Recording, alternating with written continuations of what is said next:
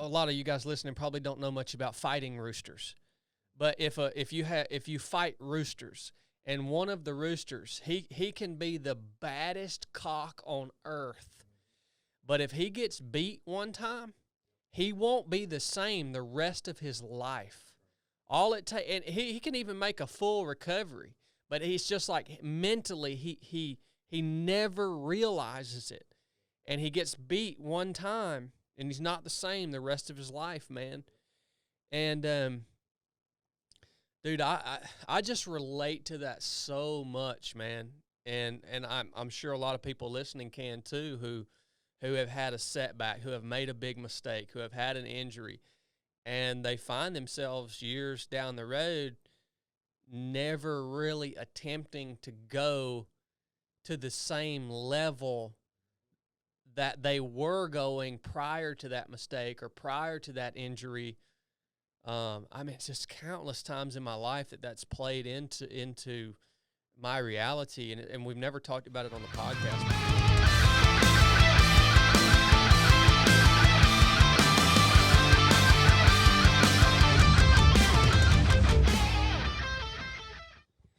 All right, Kurt Finnell. Yes, sir. Man, this one's been a long time coming, huh? How long we been talking about sitting down and doing this interview? It's been a minute, man. Yeah, I know it's been at least 6 months. That's fair. Yeah, it's been quite a while. Thank you for being here, man. Man, I appreciate you having me here. Yeah, I appreciate you too, man. This is one of our first interview episodes in a long time, so I'm really excited to be able to release this to you guys. And kicking it off with Kurt is pretty special because not a lot of people know Kurt because he hadn't been in the public eye. That's intentional. Yet. Yeah. So not a lot of people know Kurt, which is why I'm excited about having him on the podcast, because I think more people need to know who he is, what he's doing, and he has just a lot of value to bring to everybody. And you ask, how do I know that? It's because Kurt's brought a lot of value to my life just in the recent months in multiple different ways. And so that's how I know he has value to offer and why I'm excited about having him on the show. Just a little bit about Kurt. Kurt lives right here near me, and we train together quite often. He is a former collegiate athlete. He is a Green Beret, and he last year won the national championship in the tactical division at Tactical Games. And this year, he's now won 2 regional events in the elite division and is preparing now to compete at the national championship in the elite division this year, which is legit. It's stiff competition. All right, I've only been to 1 Tactical Games, and I realized, okay, I got some work to do. And I was in the tactical division. The elite is the highest division that you can compete in at those events. So he's done a lot of great things in life. He's married, has a stepson, and just all around an amazing human being. Also a ROP course instructor. Hey. Add that to the resume now, man. Check that box. Yeah, man. So that's just a little bit about Kurt, and we're going to dig into that stuff and get a little more perspective on who he is and why he's followed the path he's followed and kind of what has allowed him to be successful in multiple different arenas, essentially. I really want to hear from him what kind of the fundamental things have been that have helped him along the way. So, Kurt, I just want to start, man, with selfishly, because I don't know a lot about your personal, history. Mm-hmm. So I just want to start with just a little bit about where you grew up, how you grew up. Mm-hmm. What was that like? Were you outside all the time? What were you into? What was life like? Sure, yeah. Who were some of your mentors? I mean, I want to hear about that part of your life, man. Okay. No, yeah, like you said, born and raised here in Rome, my whole life. So, growing up, good Lord, a little bit different back when I grew up. So, our parents had to come wrangle us to come inside. We, school's out, we're outside playing, man. I loved it, man. We're out there building forts or building bike ramps to go do stupid things off of, all the stuff that kids like to do and go entertain themselves, because we didn't have all the types of, entertainment. Yeah. That those kids have today. So didn't have your iPad, right, tablet. Yeah, we when the lights went off, when the street lights went off, that's when we came home, right? Same here, man. Yeah. So, yeah, man, I always been outside. I've always enjoyed being outside, hunting, fishing, anything to get me outdoors. That's kind of where I've always been comfortable. So, growing up, that's what I did. I learned to shoot from my mother's father, my grandfather. He was the first one to take me hunting. He gave me a bow. I promise you, if I'd have shot a deer, it'd have bounced off of it. So it wasn't much, but I had one, man. I was ready. When did you get your first bow? Do you remember? Oh, gosh. I had to probably be around 6 or 7. Yep. I was young. Yeah. And I thought it was the best thing in the world. I did too, man. That's about the same age I got my first bow. And, we practiced, and, it just barely broke the skin of that target. And that deer had all the chance in the world. I didn't have a chance killing anything. But it was just that experience and that rush of, going out there and, having the opportunity to harvest an animal like that. That's a rush that, a lot of people, unfortunately, don't get to see or experience. And kind of the bug bit there, man. It's, being out in the wilderness like that and understanding, how to go hunt and all the nuances to it, and learning how to go after these animals and harvest those animals, and then what to do afterwards. And utilizing everything that you can with an animal, so like that. So love that stuff. Shooting, love shooting. When did that start for you? Oh boy, no, that was even younger. I was pestering my parents about BB guns and all those types of things since I can imagine. Of course, what is it? Christmas Story. Oh, yeah. Where you talking with about the Red Rider? Yeah, where you're going to shoot your eye out and all this kind of stuff, So I eventually got one. I was pretty young when I got one, but, it never stopped from there. I mean, once I got that hold of the first one and then got to start shooting with my my grandfather and stuff like that, and I've never stopped since. So that's something that's deeply ingrained in me, is just that sport and skill of shooting. Now, did you have any G.I. Joes, man? Oh yeah. Okay, I'm just making sure, because I was a G.I. Joe guy. I had one. What about the little did you ever play with the little plastic army men that had like the plastic platform on the bottom? I had those, but so I'll do you one better, and probably not a lot of people out of my circle know this. So I was a big Ninja Turtle fan. Okay. I love the Teenage Mutant Ninja Turtles back then, man. Heck yeah, man. I was all about those dudes. I thought they were it. That's awesome, dude. So I was all into that, and I mean, even Halloween, I dressed up as a Ninja Turtle. The martial arts thing, and the whole underground, and coming up and fighting bad guys and all this kind of stuff. And I'd ask my dad, say, "Hey, man," because he loves telling this story now. I would always ask him for things like, "Hey, can you get me some nunchucks?" Oh, yeah, man. This or that stuff that they would have, and he'd be like, "Oh man, I'll see what I can do." And he would sneak in and write notes from the Ninja Turtles. That's awesome. Giving me stuff and be like, "Yeah, well, we couldn't get you some nunchucks, but we got you this." And I thought it was the best thing in the world, and so I love that kind of stuff. So I've always been, hands-on, athletic, outdoorsy, doing those types of things. So. Who were some? I've heard you mention your grandfather and also your father. Mm-hmm. Were those kind of were they mentors to you growing up? Did you spend a lot of time with them, or? Absolutely, yeah. I mean, definitely. My father, of course. Which I've never met him before. I'd love to meet him one day. Yep, he's here. He's local. Works hard. As hardest working man I've ever met. And I have to believe that's where I get a lot of my discipline when it comes to putting in hard work. He's just, when you find something that you love and enjoy like he has, it's not a job anymore. It's just a passion. Yeah. And he's got that, and I think that's where I get mine from with the passion for shooting and fitness. So, was he hard on you growing up, or did you just like learn that by watching him? No, there was definitely some whooping going on back in my day. I was a hellion growing up, man. Yeah. Did you ever have to go pick your own switch out of the yard? Oh yeah. Oh yeah. Okay. We had that. Sure. We had all the tools. Yeah. Anything we used them all in my rear end. I promise you that. So, but I needed it. I definitely needed it because I was always pushing the boundaries, man. I always wanted to see how far I could get with this or that, or, just out exploring and, not knowing any better. You're learning and, having to bump steer me. He's always bump steered me, and he still bump steers me today.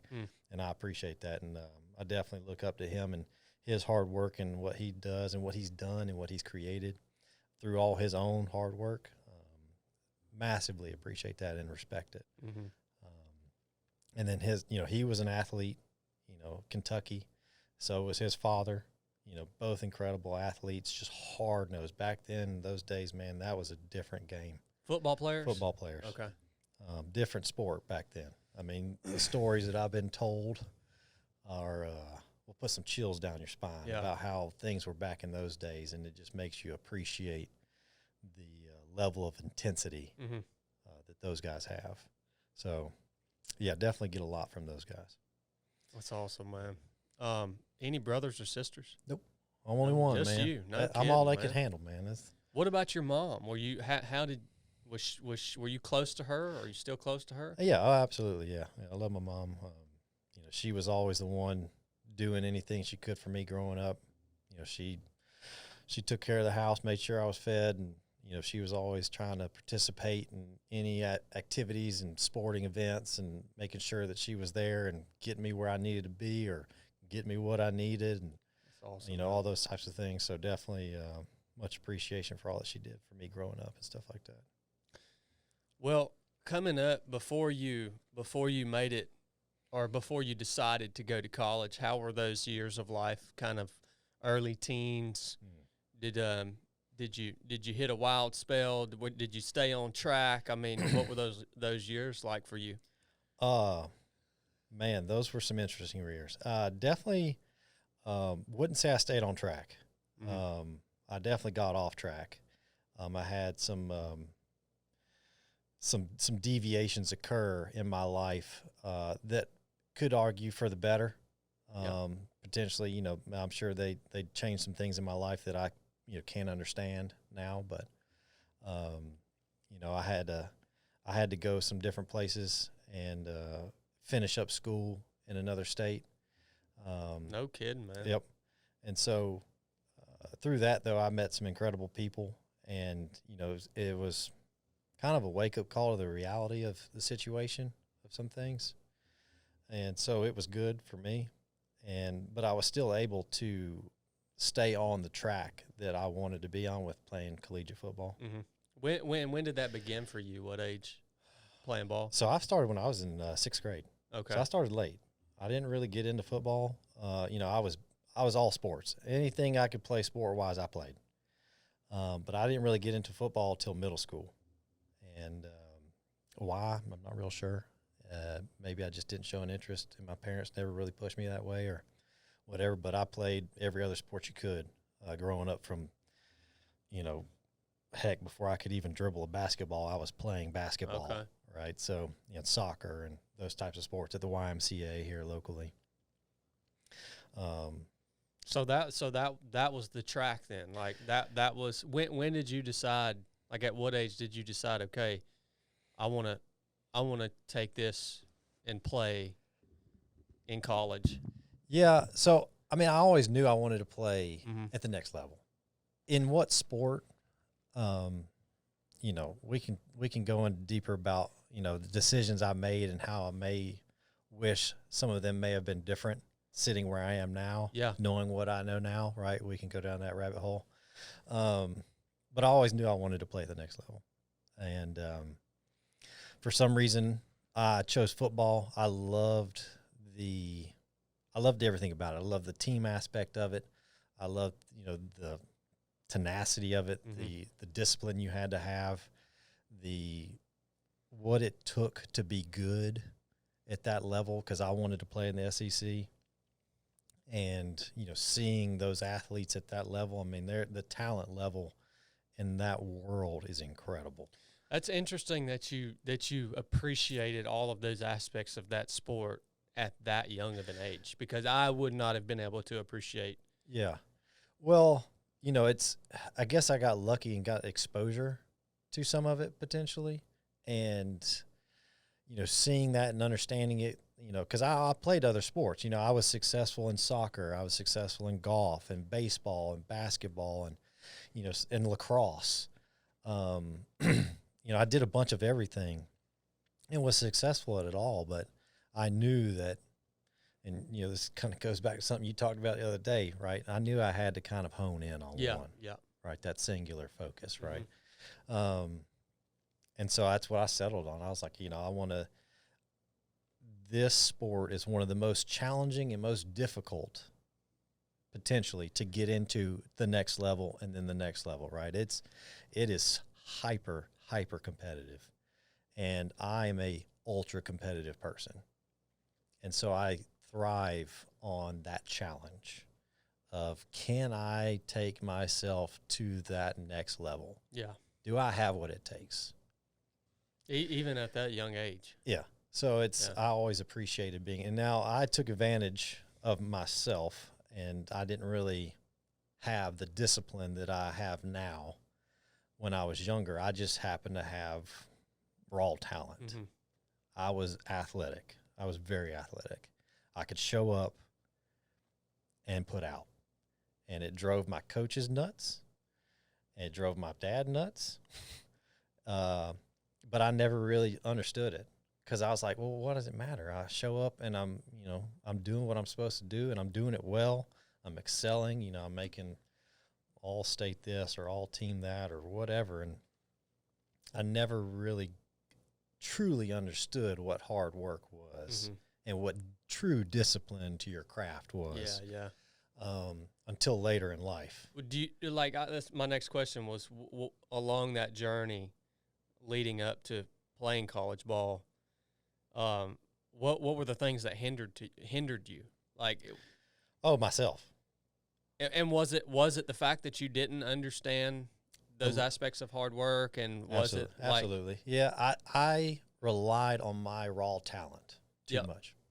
I relied on my raw talent and its ability to do everything I needed it to do, and more, really.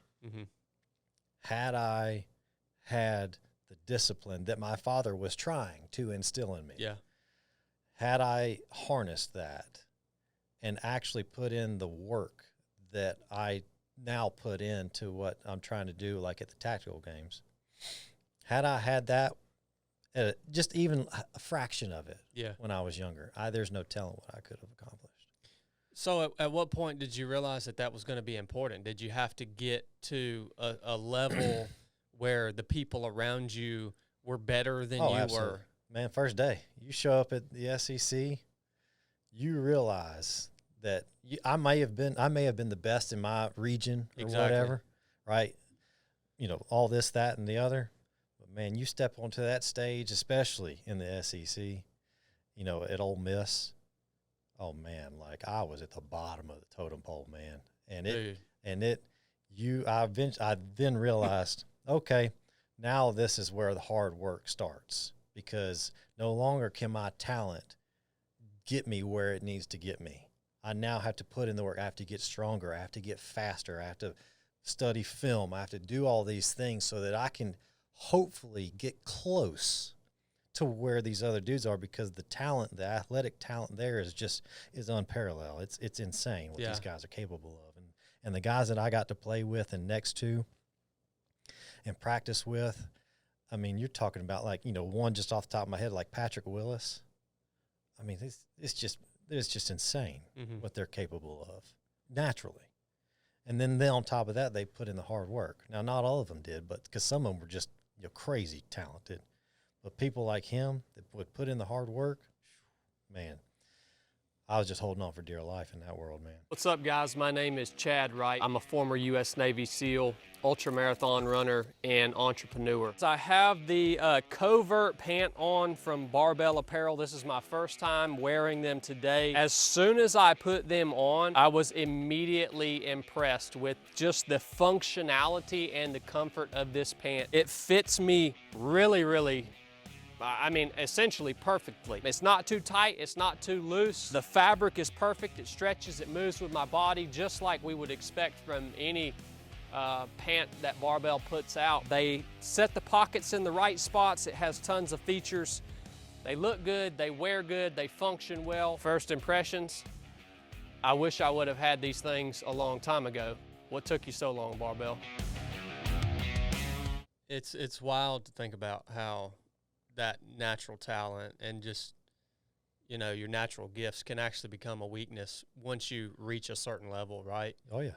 Yeah, and I think that's why it is so important, man, to seek out environments and like to continue to try to go to the next level, the next environment. Seek out those environments where you're going to have to step into an arena where everyone around you is better than you, right? Oh, yeah. But nobody wants to do that, man, because if you have a little natural talent or natural gifting in whatever it's in, it could be in freaking digging ditches, right? Yeah. Like you kind of just want to stay in the place where you're comfortable. You're able to lean on that talent that you have, and you don't have to do all the extra work, and you can stay the best person around and just be comfortable doing it, right? That's right. So yeah, I can only imagine that would be a slap in the face. Oh, yeah. Showing up to that new environment and being like, holy crap, okay.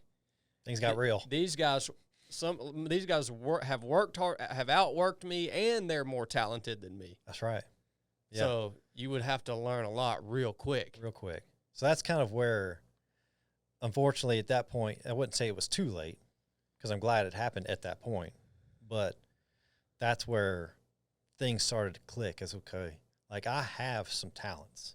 I am gifted in many ways, but now I've got to put in the work to really elevate things to the next level. Mm-hmm. If I want to truly be competitive, no longer can you just sit around like, I'm good on that last sprint, coach, or I don't need to do that extra lift. Yeah. Or I don't need to go watch that film or whatever because I'm good. No. Yeah. That's gone.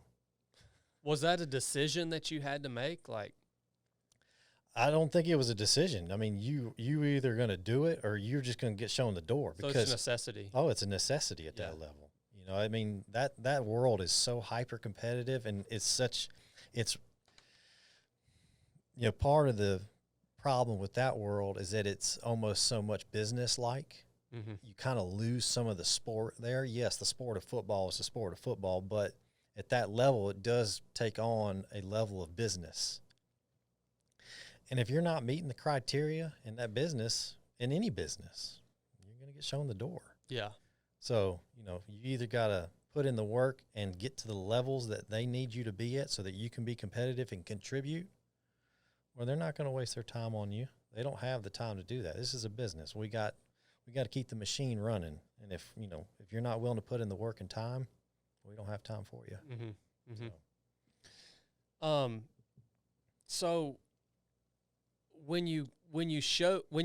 first of all, what's that process like, even getting selected to be on a team like that? Because, I mean, there's got to be thousands of young men from all over the country applying to this school to be a part of this team, and it's very limited. So. Right. Well, so, I'll say back in my day, you submitted film, right? It wasn't like nowadays where, everything's at the tip of your fingers and social media and the NIL stuff or any of that. It's, we put together a film. We took film from my games. My dad put together this incredible film that we still have, that we still enjoy watching from time to time. And you send it off to these teams that you hope to get. Now, if you're a real stud, yes, you've created those ripples and waves in the world and in the high school world. And you don't need to do those kind of things. Well, I wasn't really creating waves outside of my region or state. Yeah. Right. So, you put together film and you send it off to all the teams, and, you hope to hear something back. And or you follow up and kind of have conversations. And it happens at different, you go, for some like teams now, like at Barry, right, or, shorter that have those football teams all the way up to the Division I SEC level teams. You send them all over the place just kind of to see what's out there, see what's interested. Do they have a need for your talents and whatnot? So, we reached out and I got feedback from, all different levels. SEC was very skim. Kentucky and Ole Miss, I think, were the only two that had any sort of interest. And probably Kentucky just because I'm sure, my father and their, tenure there might have helped that some, but had some interest elsewhere. And, we can talk about that because it's a pretty funny story. In particular, Wyoming, the University of Wyoming. Yeah, I do want to hear that, and it's a good time for that right now. Yeah. So you send it all out. People reach you out, coaches reach you out and say, hey, we'd like to have you come in and do an official visit or something like that, and see our program, and they kind of roll the red carpet out for you and all that kind of stuff. So I got to go on an official visit to Wyoming. And I didn't really have a ton of interest in Wyoming. Number one, because it's all the way across the country. And now you want to freaking live in Wyoming. Now I want to live there. I know. So don't rub it in, man. But yeah, so I got the opportunity to go out, and I went to a few other places as well. But Wyoming's by far the one that stood out the most. So they took me out on an official visit, and it was incredible. It was kind of like a childhood dream, if you will. You get there, and they're welcoming you in and introducing you to all the coaches and all this kind of stuff. And I remember the first time we got there, and they walked me into the locker room, and they just built this new facility. It was incredible. And in the locker room, the first locker in the very middle had all my jerseys, my gear, everything already with my name on it. Dang, they wanted you bad then. They wanted me pretty bad. Huh. And so, wow, right, man, this is incredible. You're going out to eat and places like that, and just random people are coming up to you, man, hey, we'd love to see you here. How do you even know who I am? But it was that small community out in Laramie at that time. And so, yeah, I mean, they took me out to this ranch and, show me where I could be living and, all these things. And, they were going to help me get into, I was really interested in cars at that point. And come on, dude. Oh, yeah. I never knew you were interested in cars, man. Big time. What the heck, man? Yeah. So there was a place out there called Wyotech. And that's what they do. They specialize in, modifications in cars and all that kind of neat stuff. You go out to SEMA show and see where they do all the crazy cars. And so they were a big one out there. And they were going to make it to where that could be part of my collegiate, education and stuff like that. Oh, just incredible stuff. And yeah, so I had already been some other places, and Ole Miss being one, and a few other places, and I ended up obviously choosing Ole Miss. And so the first year, we played Wyoming twice. Just so happens that we played Wyoming twice, my freshman and sophomore year, and they beat us twice. No kidding. They beat us one time at home, and they beat us one time at their house. Huh. And even after the first year, the coach said, hey, man, door's still open if you're interested. Now, at that time, things were different, right? If I had to go there, I'd have to sit out a year. It's not like the NIL stuff or the transfer portal or whatever. And so it was a little bit different. And I still was just in my old stubborn self. SEC, I wanted to be here, and all the things that were going on. And I still said no, and I rode out Ole Miss the rest of my career, but they beat us twice, and I've never received so much crap from my friends, my dad. Man, because Ole Miss didn't do so well after old Eli left. So, Yeah, man. So, I mean, why did you end up turning that down? Because it seems like they were throwing everything at you. Like immaturity. Okay. I mean, well, what was the immature thought process? Is it because college football in the South is so much more prestigious than it is? No, it out wasn't. West, It wasn't as much about football as it was about just the college of Ole Miss. You know, that campus, that nightlife, all the things going on at Ole Miss outside of football. Yeah. I was 18. I'm young and dumb, man. I'm not thinking at all. I'm just like, I want to, enjoy life. I want to have fun and this and that and the other. You go out to Laramie, there's not much going on there. I've been there, yeah. Right. So, and I had an incredible time out there. Really did. But it just, until you experience a game day at Ole Miss in the SEC and the Grove, you may not understand it completely. Yeah, probably not. Yeah. I know nothing about football. Yeah. And so when you experience that, it's hard as a 18-year-old male athlete to turn that down.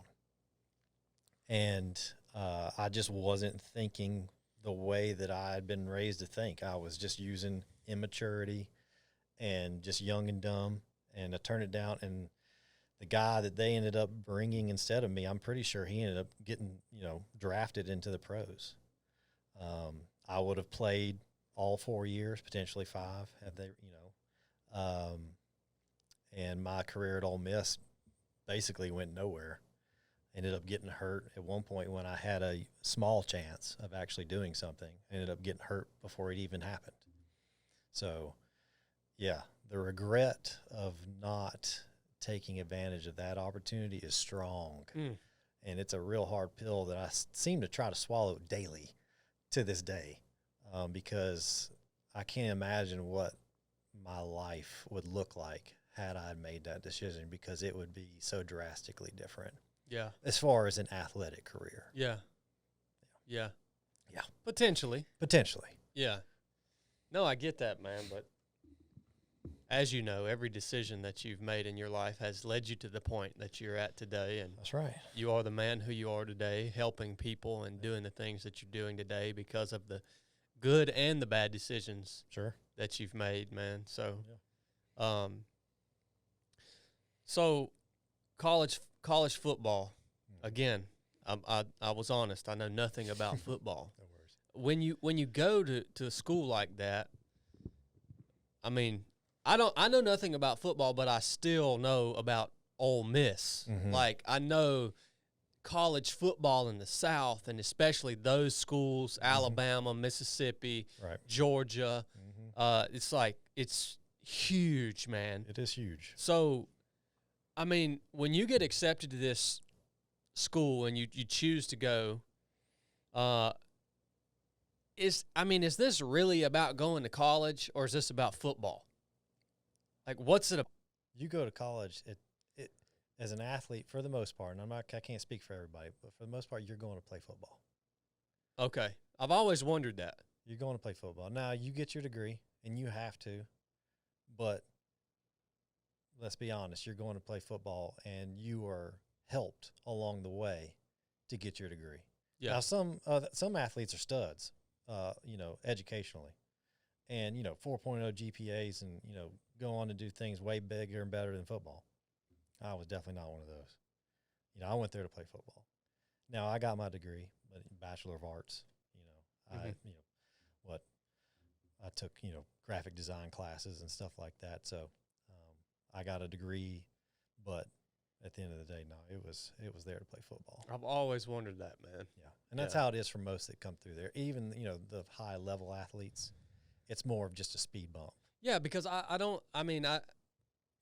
you have to have realistic expectations, and to have someone who's so focused on playing that game, like you couldn't be that good and it's have all the schoolwork at the same time. You know what I mean? There is definitely some help involved in getting guys through the educational port. And in my opinion, there's nothing wrong with that. I mean, you're still. I mean, how often would you guys practice?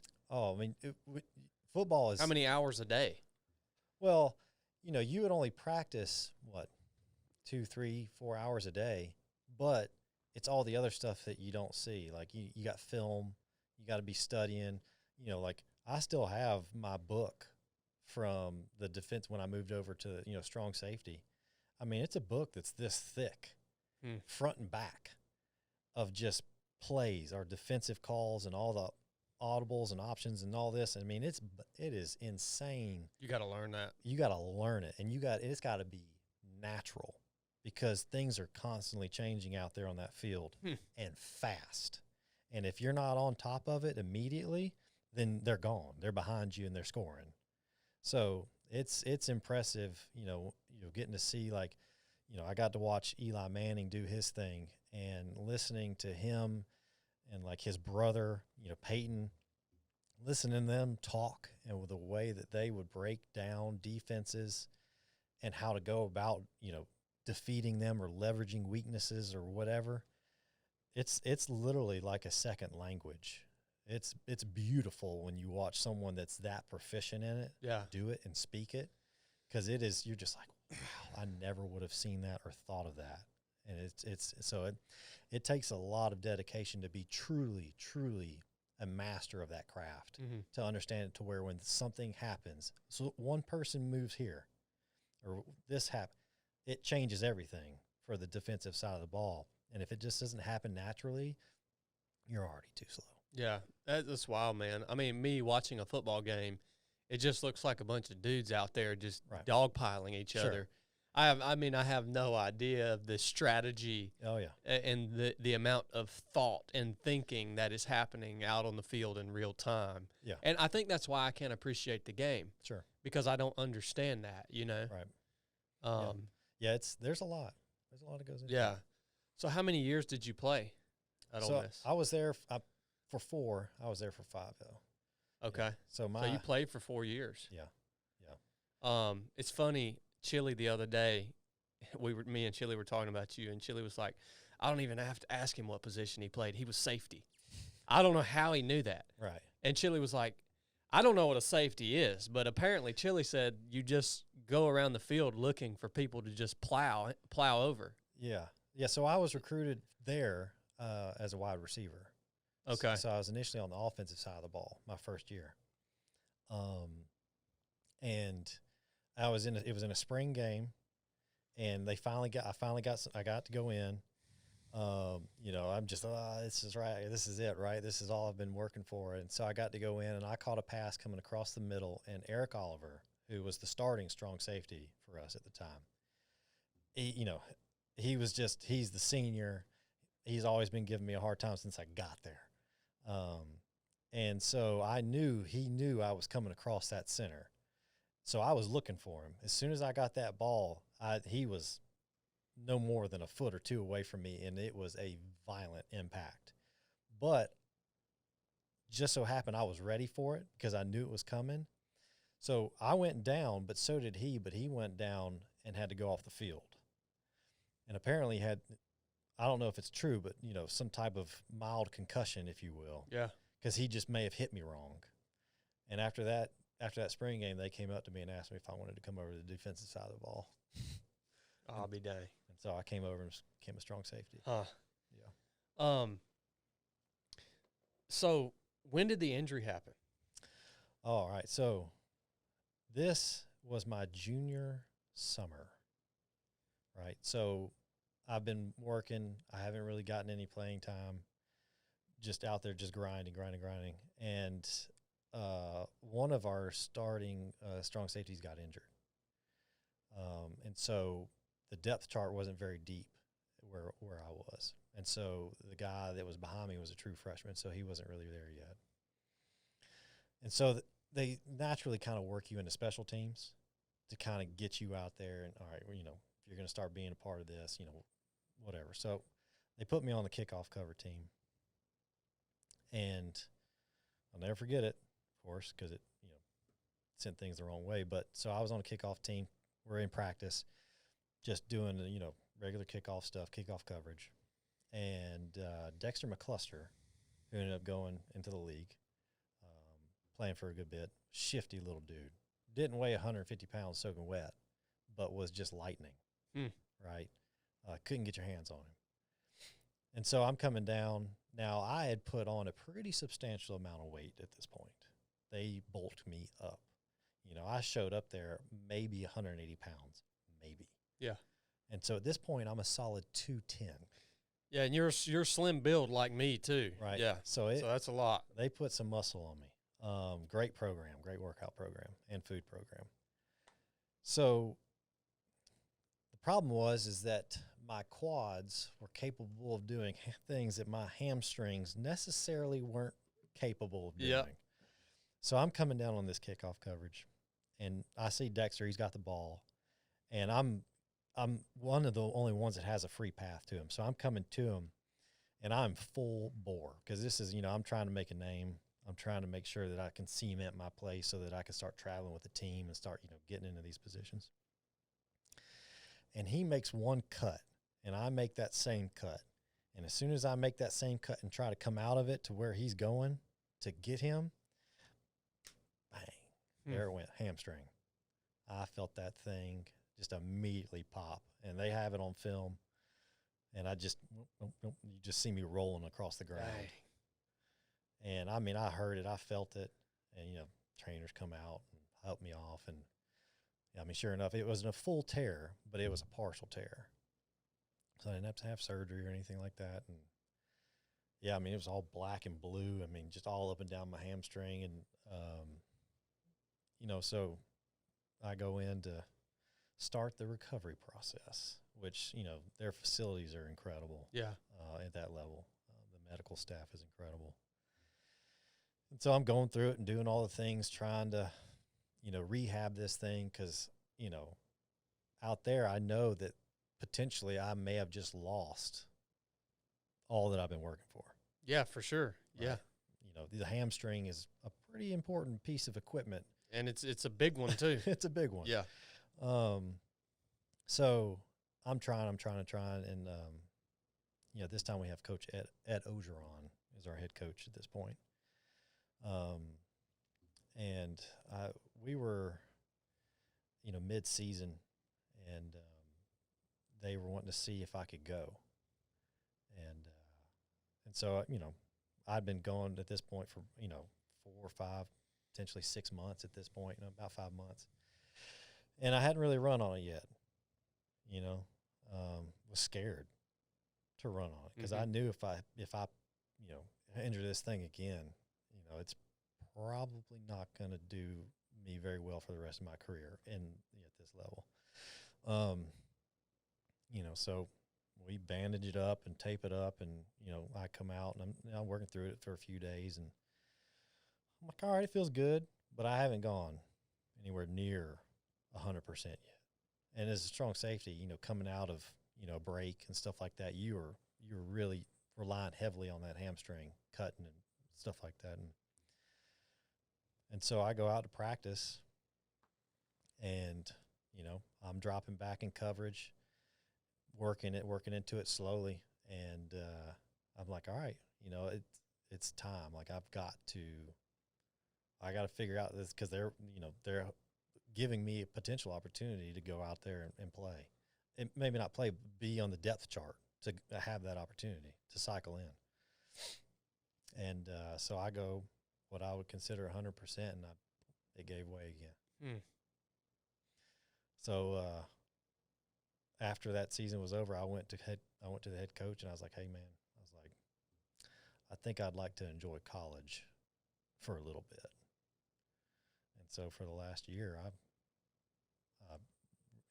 released myself from the team, no bad blood, and I went and enjoyed college for the last year I was there, and watched them.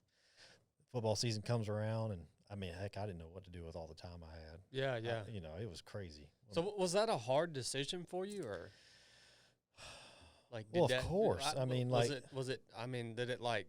Yeah, because I was that close.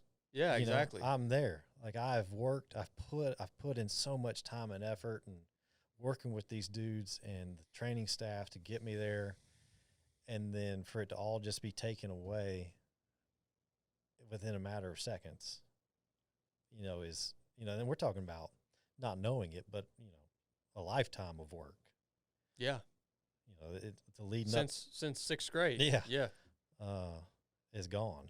And I knew there wasn't a chance because there was another guy there that had a hamstring injury who was a stud, and he just kind of faded off into the, you know, sunset. You just never saw him again. I mean, I just don't see how you can take that at that age, like that big of a shift, and not fall into some depression or anger or like that transition just seems like it would be pretty debilitating. Yeah, it was for a good while. I mean, and, you know, don't lie about it. You know, I'm at Ole Miss.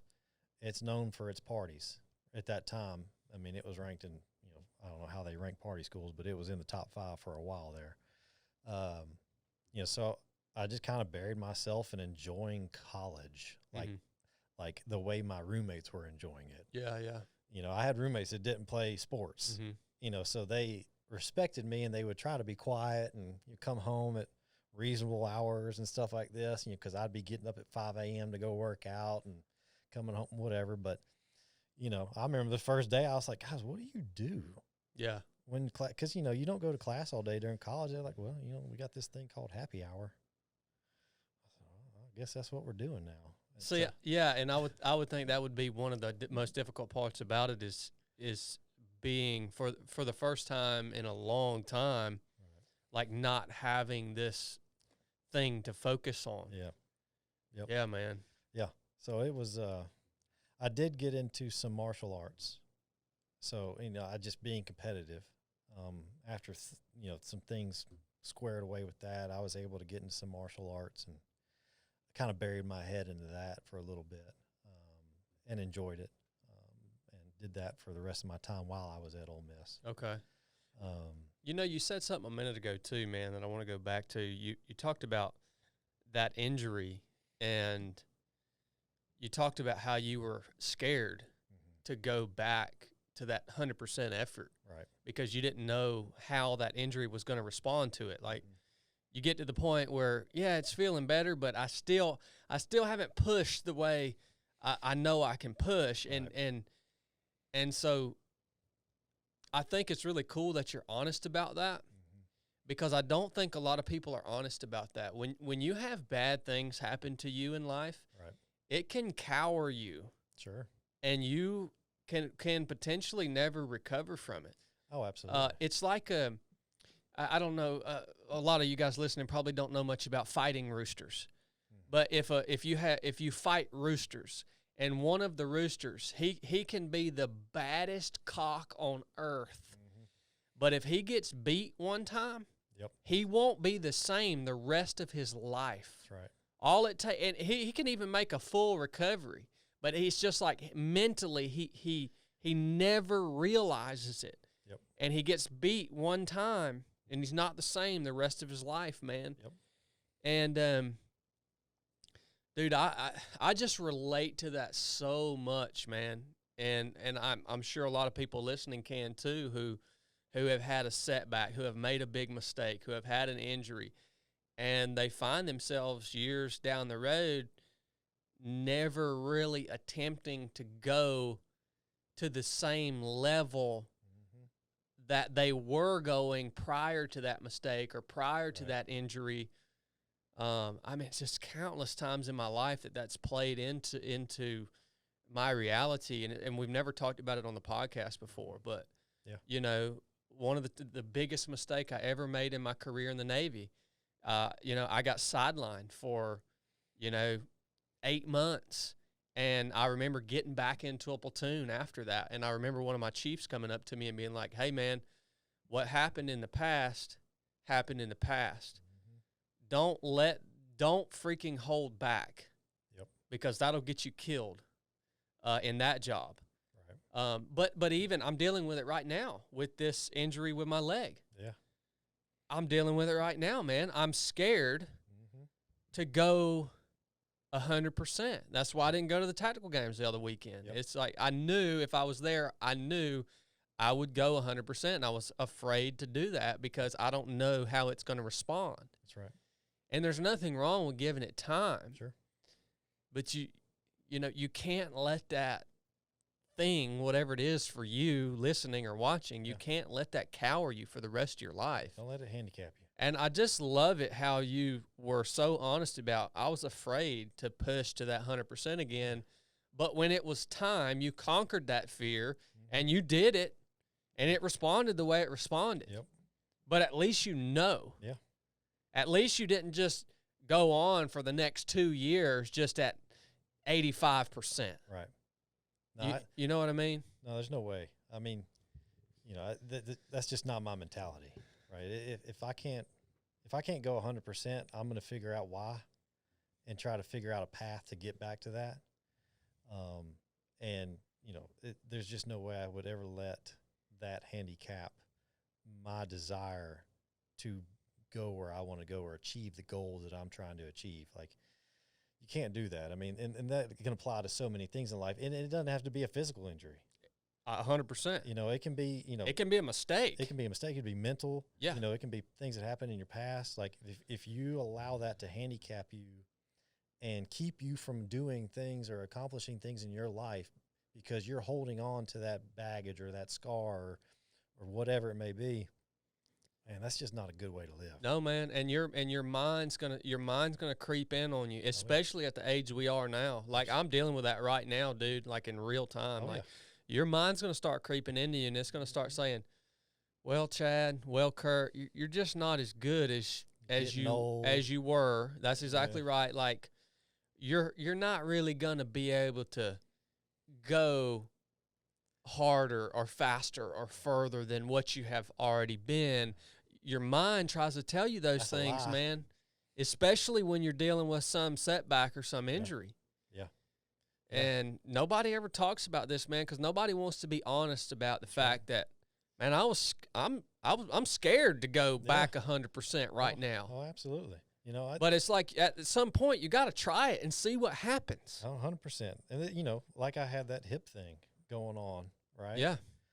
Man, it was terrifying. I thought, God, what have I done to myself? I couldn't even walk. I couldn't put a sock on my own foot. And that was 2 weeks out from this past tactical games. But, you know, you figure out, all right, what's going on? How can I remedy this situation? What do I need to do so that I can get back to where I need to be?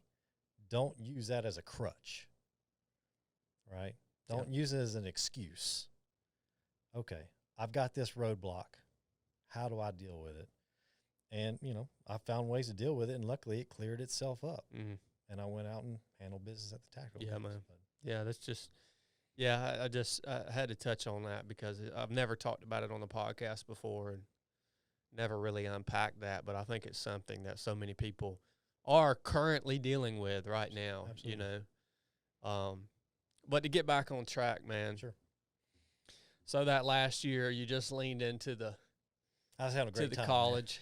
Okay. I mean, you know, it's like you go to the Grove. So I say when I talk about the Grove at Ole Miss, it's about a 12-acre field, not a field, but 12-acre space. And, you know, it's beautiful, maintained, monster trees. And it's where everybody, when you go to a game at Ole Miss, that's where everybody goes. They put up the tents and they have the food catered. They have chandeliers in these things. I mean, it is. Dude, you need to take me to one of those one We day. need to go to one. That would be cool. You know, I haven't been back since I left. So it's something that's on the list, and, you know, I'd love to take my wife as well. So it's an experience. It's a really cool experience. So you go out there, and for these games, they have what's called the Walk of Champions. And the team, we always met up in the building, and the team will walk through the Grove to the stadium. So they go through all the, you know, the crowd and the fans and all that kind of stuff, get you fired up. So I got to make that walk, right? But my last year, I was in the Grove. And so I got to watch the team and, you know, my friends, you know, make the walk. And it was tough, man. It was tough watching them because I was like, I should be. I can't imagine, dude. In that walk. Yeah, I can't imagine. So, I mean, and I stood at the very end of the walk where the crowd kind of fanned out and, you know, shook hands with everybody and how you boys doing, man? Wow. Let's go out there and get after it, yeah. So after that last year of school, you leave college. I know nothing about that period of your life. Yeah. Like, never heard you talk about it. Right. I know at some point you learned how to be a chef, apparently. That's right. Yeah. Like, where did you go from there, Oh, man? man. So I went all over the place. I was kind of a lost little soul. But, yeah, so I was at Ole Miss. And, you know, bless my mom's heart. Love her to death. But she is a terrible cook. Okay. We'll just put that out there. And she knows that. She tried her best. But if it didn't require putting your numbers into a microwave, it wasn't really that good. So maybe that's what spurred me. So I ended up going to culinary school straight out of college. No kidding, man. Yeah. In Mississippi? No, I came back to Atlanta. I wanted to come back to Georgia. I wanted to come back near home and move into Atlanta. And I went to Le Cordon Bleu Culinary School over there in Atlanta. How did you decide? Did you literally decide that because your mom was not a good cook? I don't know. I guess that's wild, it man. Is. Well, okay. You know, I'll give you a little tidbit. And, you know, people that really, really know me will really appreciate this and find this funny. But so one Christmas, and maybe it was just an innate desire in me to cook, but I asked for a easy bake oven.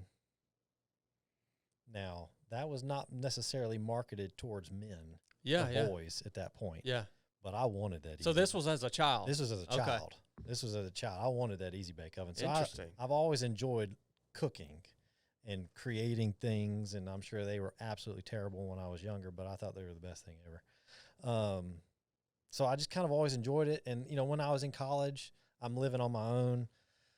I enjoyed cooking and I enjoyed eating good food. I appreciated food and well-prepared food and, you know, chefs that really understood their craft. I always had an appreciation for that for some reason. And, you know, at that point, you know, like I said, I went to college to play football, right? So I hadn't really set myself up for a career path after that. So I kind of had to figure out a path. And, you know, I'll never forget it. I actually saw a commercial for Le Cordon Bleu while I was at Ole Miss. And it was towards the end of before I was getting to graduate. And I was like, you know what? I'm going to go to culinary school. I'm going to go become a chef. Why not? And so that's what I did. And I went to Le Cordon Bleu. And while I was at Le Cordon Bleu, there was a new restaurant opening in Atlanta called Kraft. Chef, you know, famous chef. He's on Top Chef, Tom Colicchio. It was his restaurant, and he's got a few of them across the country. Does really well. A great chef. And I had a good friend of mine that didn't know Tom, but he knew the owner of, you know, the manager of the restaurant. And my dad kind of connected us. And he was kind of getting me in the doors because it's a very competitive world in the chef world at the high level because you're trying to build those resumes.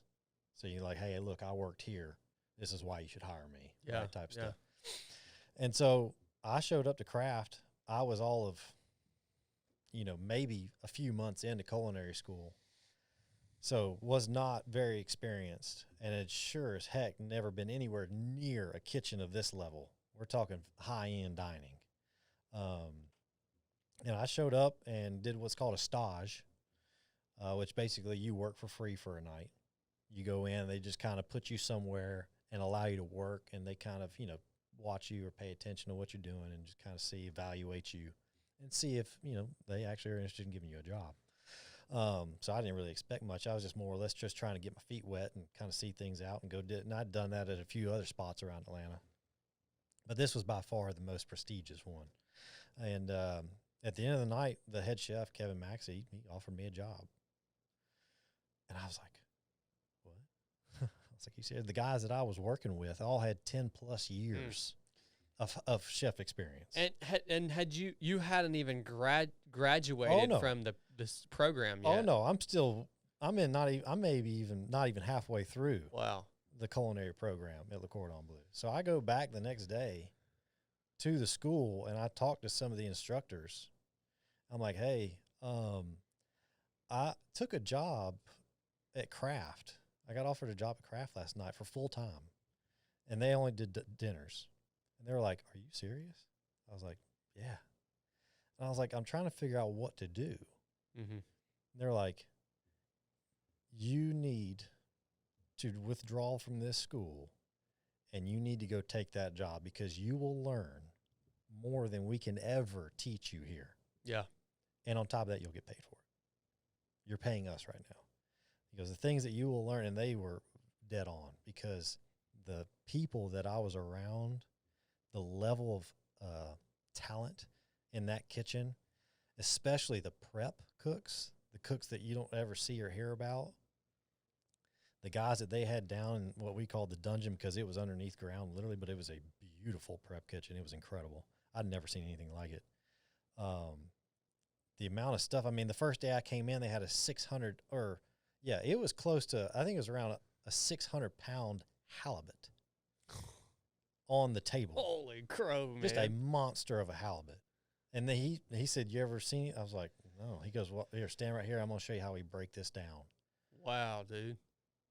You know, incredible. Like we did a pig a few days after that, where we did a pig tasting.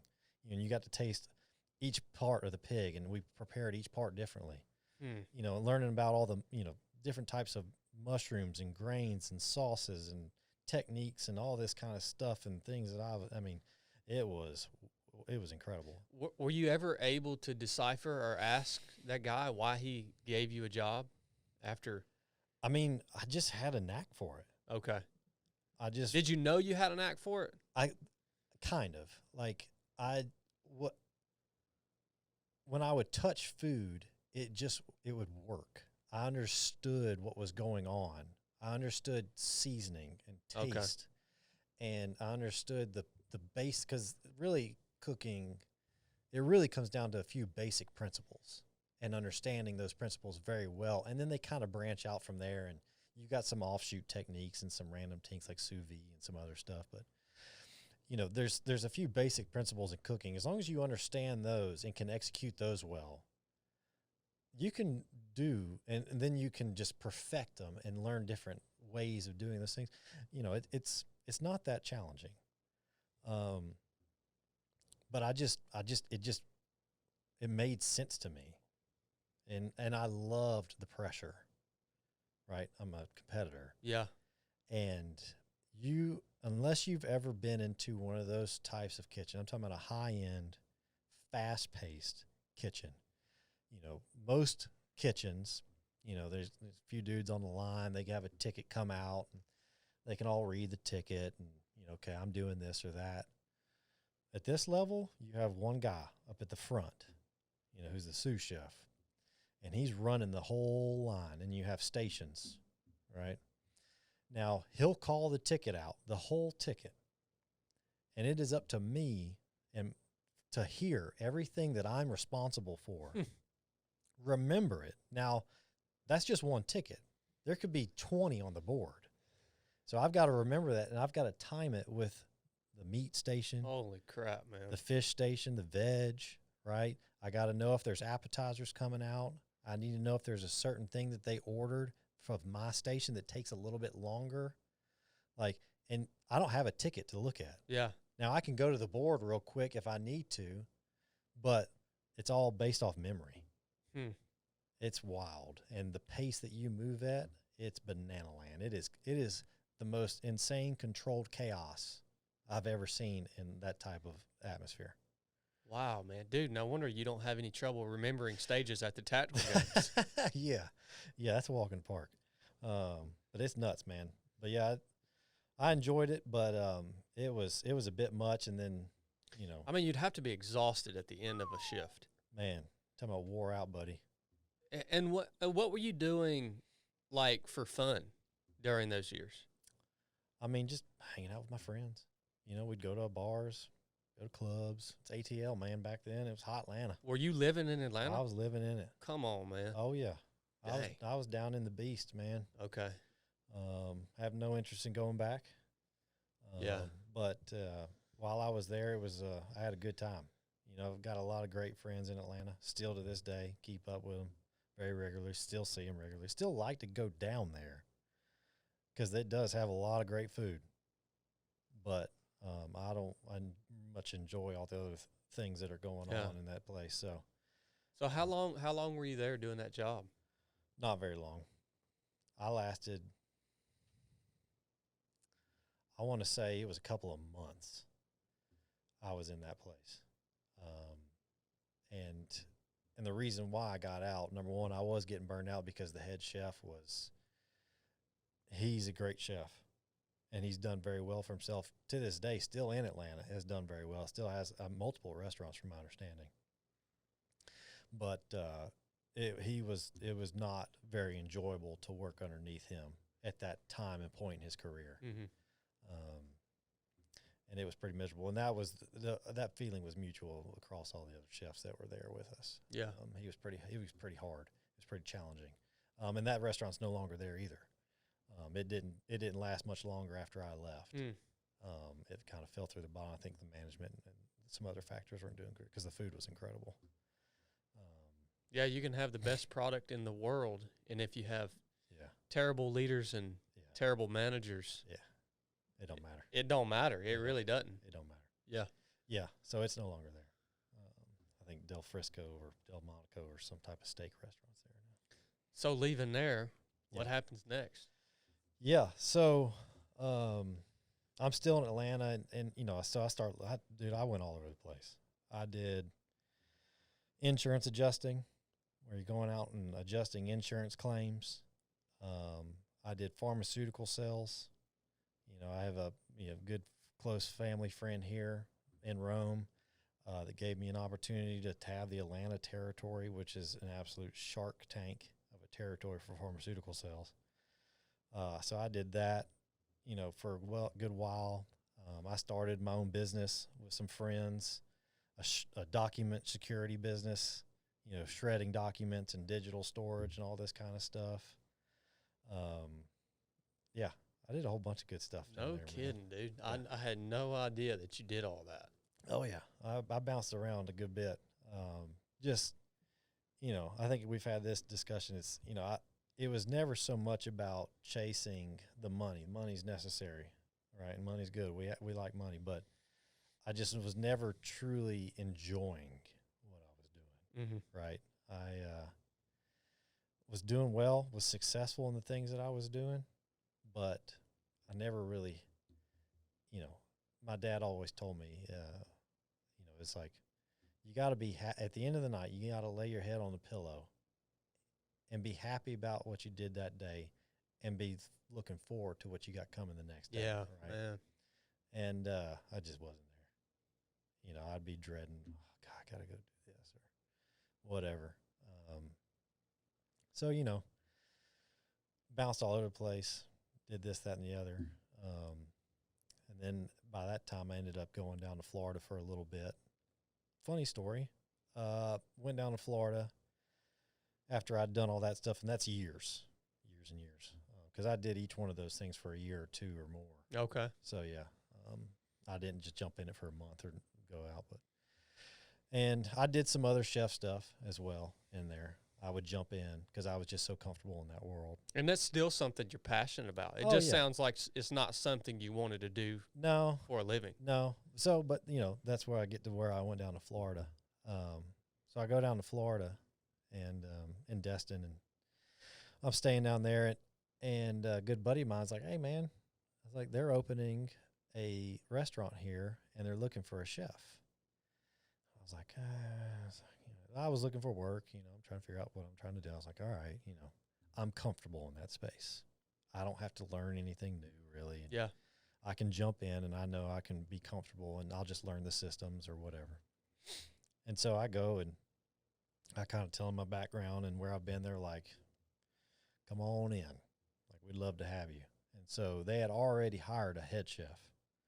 So they wanted me to be the sous chef of this place. And funny enough, it was called Craft Bar. I'll be dang. Right. So it's called Craft Bar down in Destin. Still there to this day, and he's got a few of them, actually.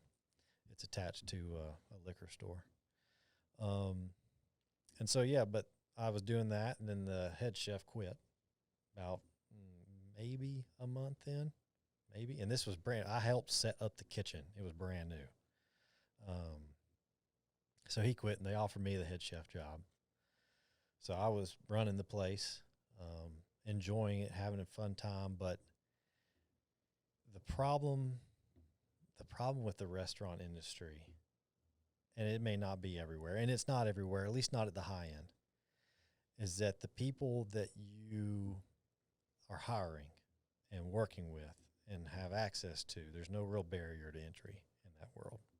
Yeah. So unfortunately, a lot of times you're dealing with people that are just going from job to job to job, looking for a paycheck. They're not passionate about the food. Yeah. And I was passionate about the food because at this point I'm the head chef, and a lot of these things, these recipes and dishes I'm helping develop or working on or creating myself and stuff like that. And so I was passionate about it. And so very rarely would you ever find anyone that was actually willing to do everything that it would take to put out a good product. And that would get real frustrating, I'm sure. Man, it's tough. Yeah. And because, you turn your back, and I'm like, all right, so this is how we're going to prepare these. Here's the steps. I'll lay it out for you. This is, things I'm taking from craft, the original craft, that I've learned how to do this at a very high level so that you can make this particular ingredient shine or make this dish incredible or flavor, whatever. And they would then proceed to figure out how they could cut corners. Because it takes a lot of work and prep work to do all these little steps to get to the end product. But all those little bitty steps add up to the best product you can get at the end. Now, you can still get to the end product, and it's still going to be what some people might consider okay. But it's not to the level of my standards. That it could be. Yeah. It could be. And so those shortcuts constantly. How can I? And so that was just driving you nuts. Oh, it was driving me nuts. And then, you'd have to deal with, the alcoholism and the drug use and all that kind of stuff. Yeah. Guys, it's huge in that industry, it's man. Huge. It's bad. I've got a buddy that's going through it right now, and he's reached out to me, and it's just that industry. It is a brutal industry. You work when no one else is working. Yeah. It's tough. And I had a guy come in just straight hammered drunk, and I knew it. Obviously, when he was coming in, I could smell it. And he'd be like, I'm going to go on a smoke break real quick. And I follow him outside, and I go to his car, and he's just pouring down a handle of Jack Daniels down his throat. And I'm like, brother, what are you doing? Come on, man. And it's just, that's what you had to deal with. So what was the breaking point for you there? You've made a pretty big commitment. You've moved all the way to freaking Destin, Florida. I know, right? Well, so I moved there temporarily. It wasn't so much a permanent move. It was kind of a getaway move for me. I wanted to get away from Atlanta. Yeah. I had some things going on that, I wanted to get away from. And so I moved down there. So the move down there wasn't necessarily to be permanent, but, getting into that job, I was like, oh, man, I'm getting paid well.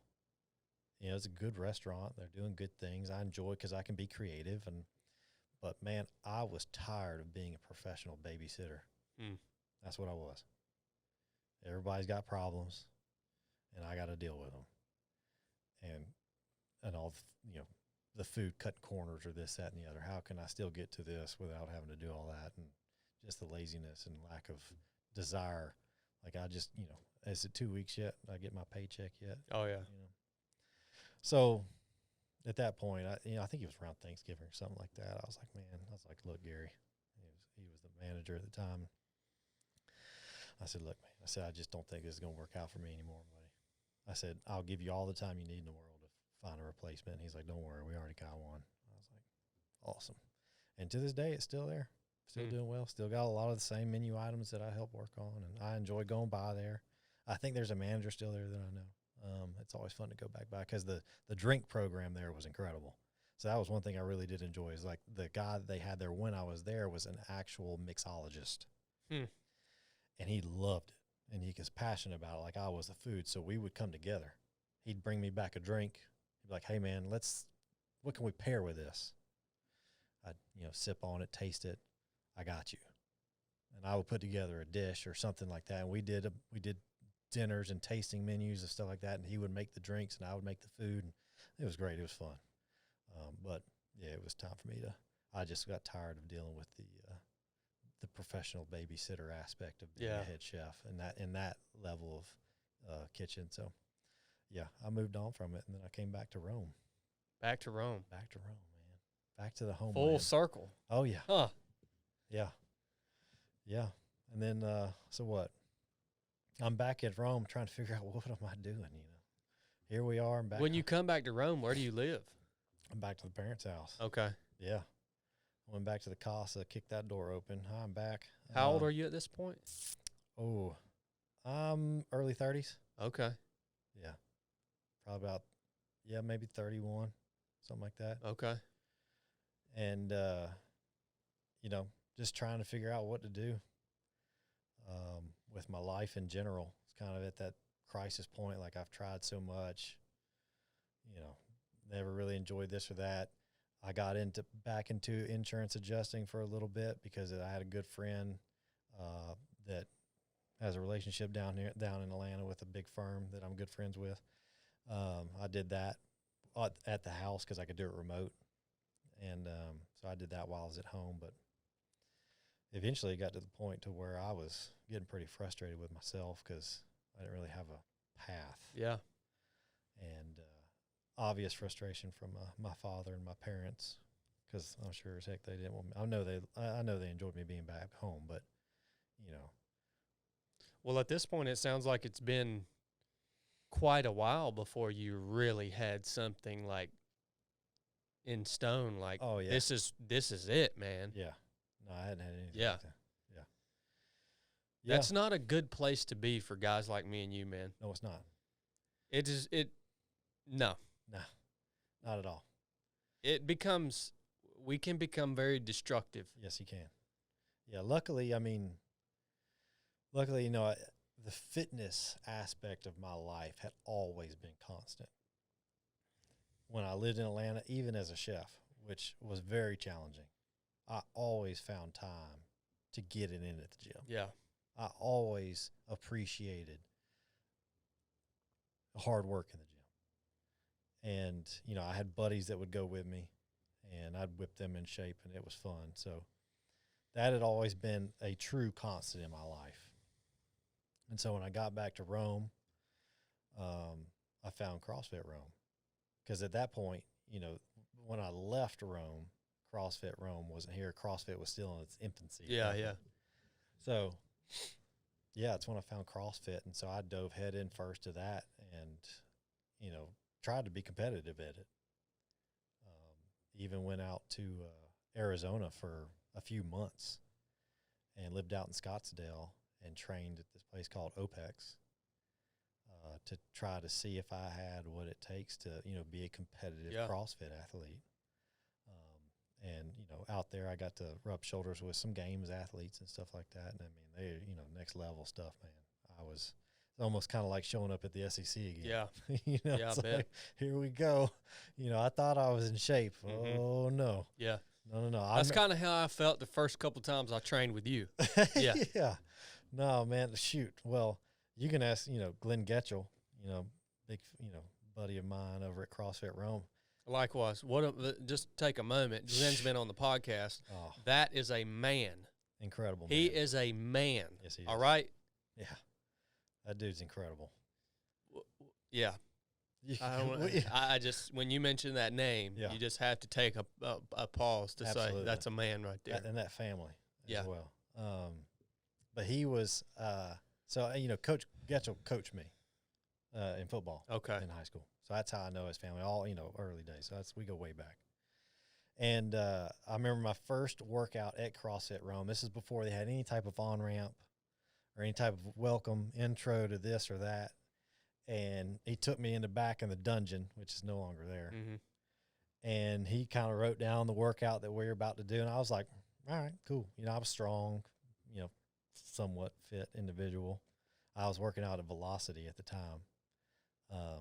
which is that gym that's not too far from Yeah. CrossFit Room.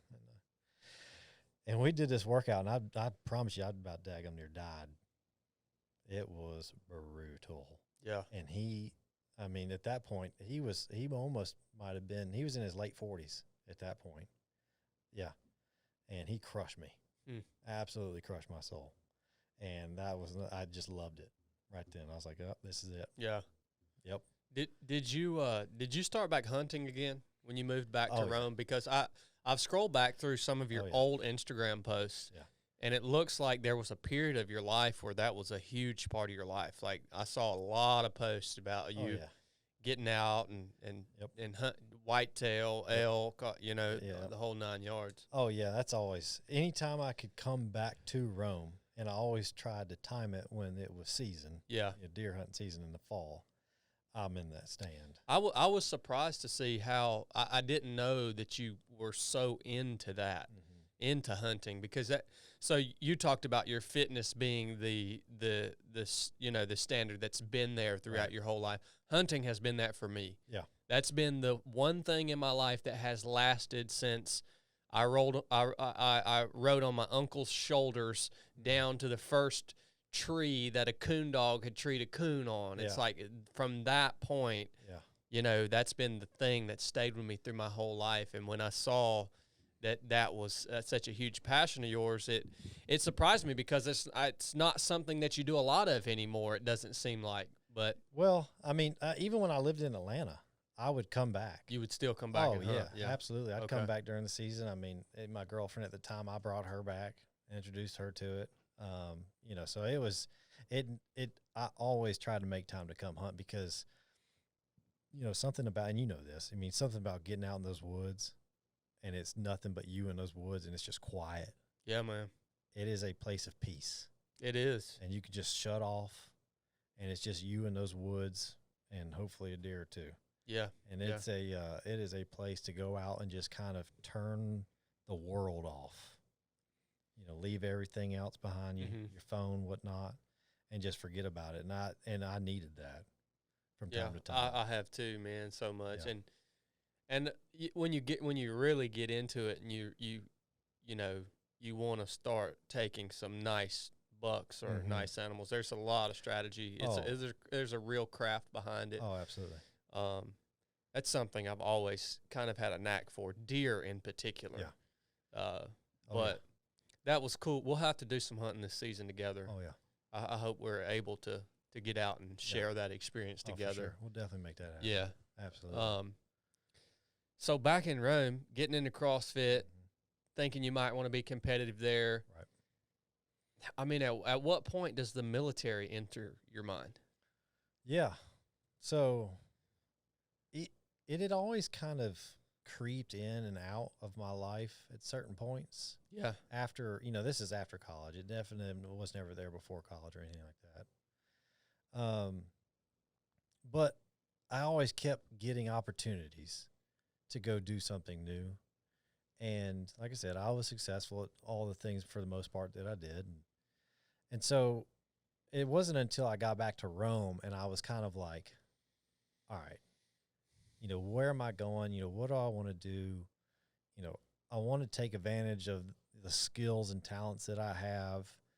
Obviously athletics at this point, for the most part, were kind of off the table, and that was until, tactical games kind of stuff starts showing up in CrossFit. But, so I had considered it. And so I started, and I went to they call it, like a selection-esque type, weekend put on by like Fieldcraft Survival. Yeah.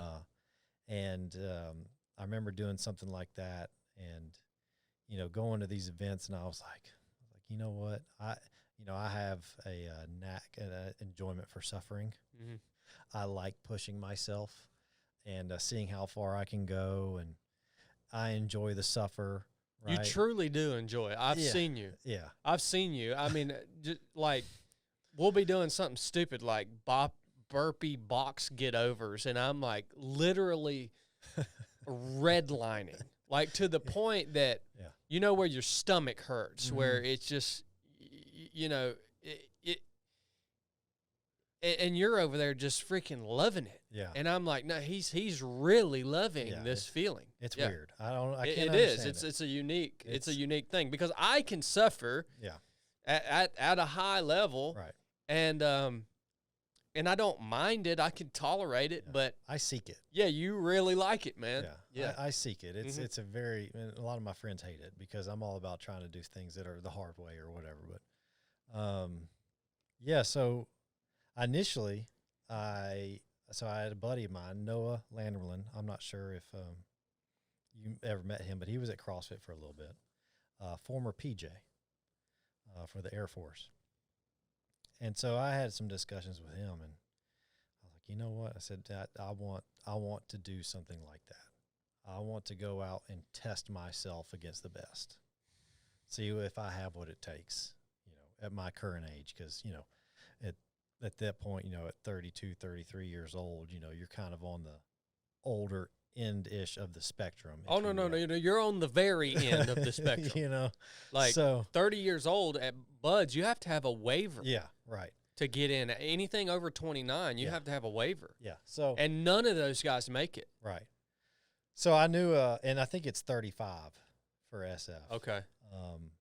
And so, I went through some other little programs that, some former SF guys or PJs put on and did this and that and did well and had fun. And I went to one that a PJ put on up in Asheville, North Carolina, and we got to the pool because the PJs do a lot of stuff in the pool. Yeah. And just like you guys as well. And the PJs do everything. Everything. Including cut people open and save their lives. Correct. Yeah. And so at the end of that little weekend, he pulled me aside. He's like, look, man, he goes, you got it on land.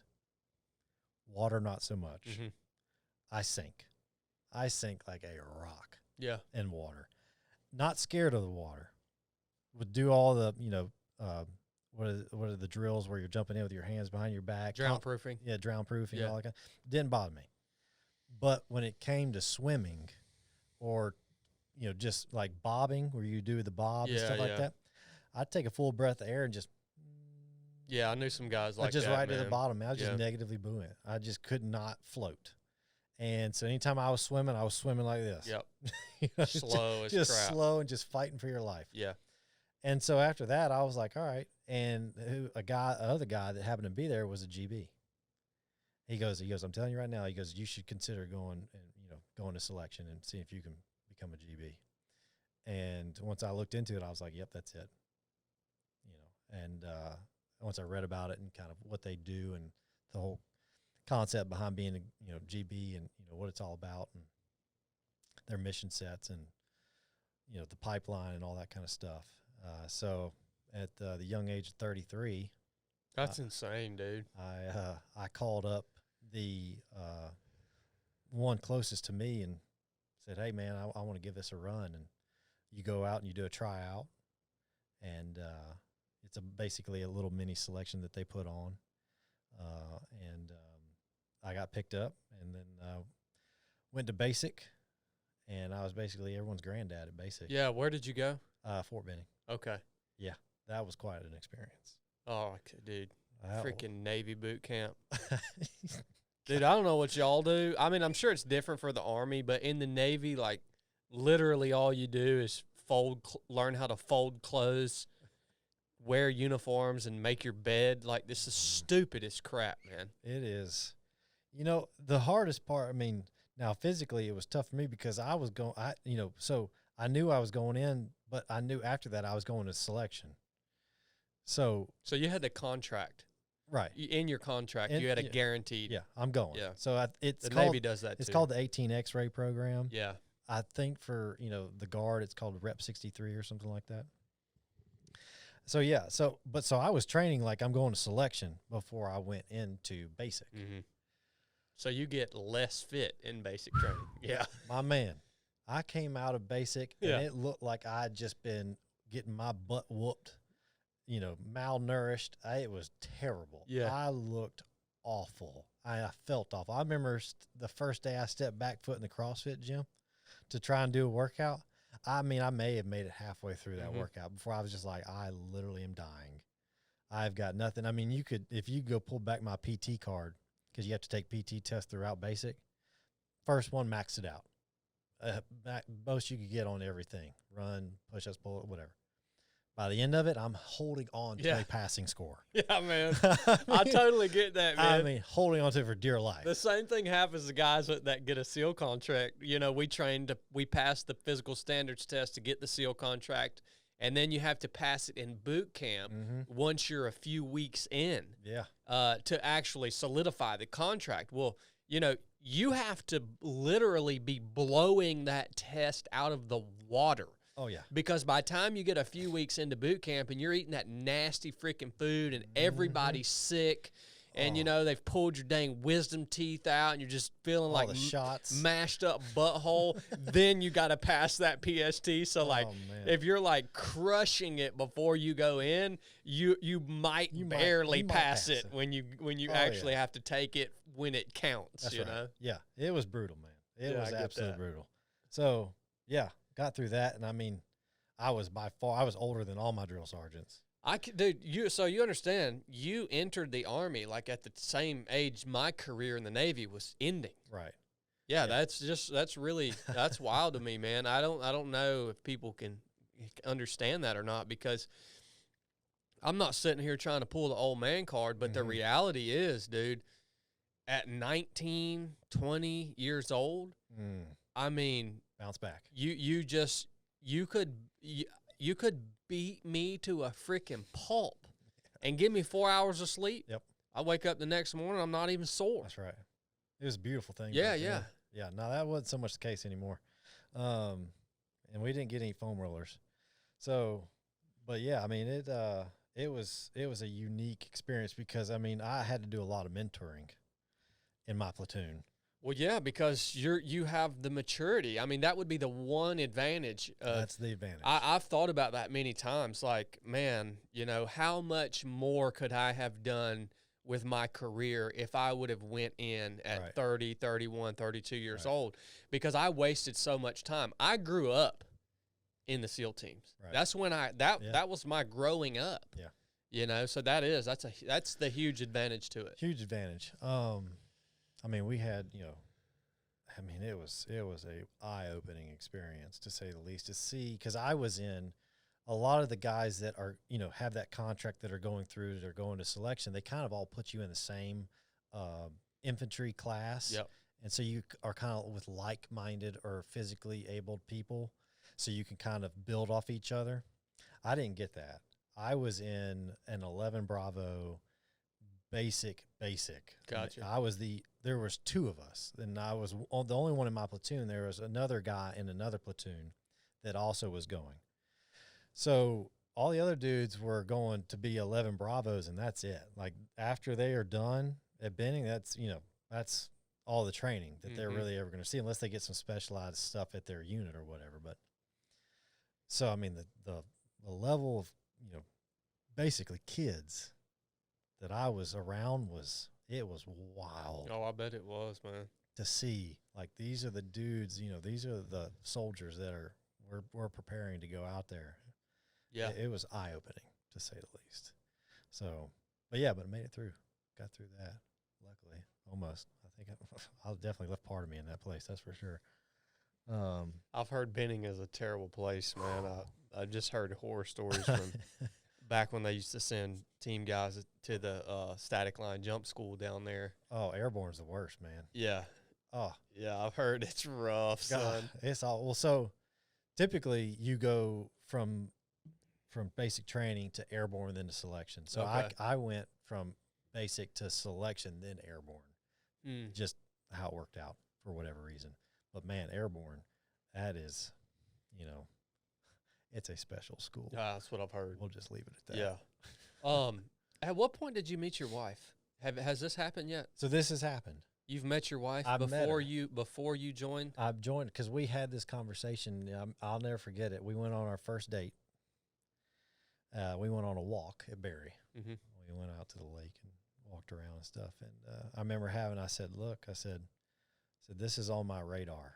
I said, I'm pretty serious about it. It's not for certain because I haven't made any real commitments to it yet. But I said, I just want you to know, because I think that's fair to you let your wife know that this is the world that you're about to enter, especially if you go to the next levels.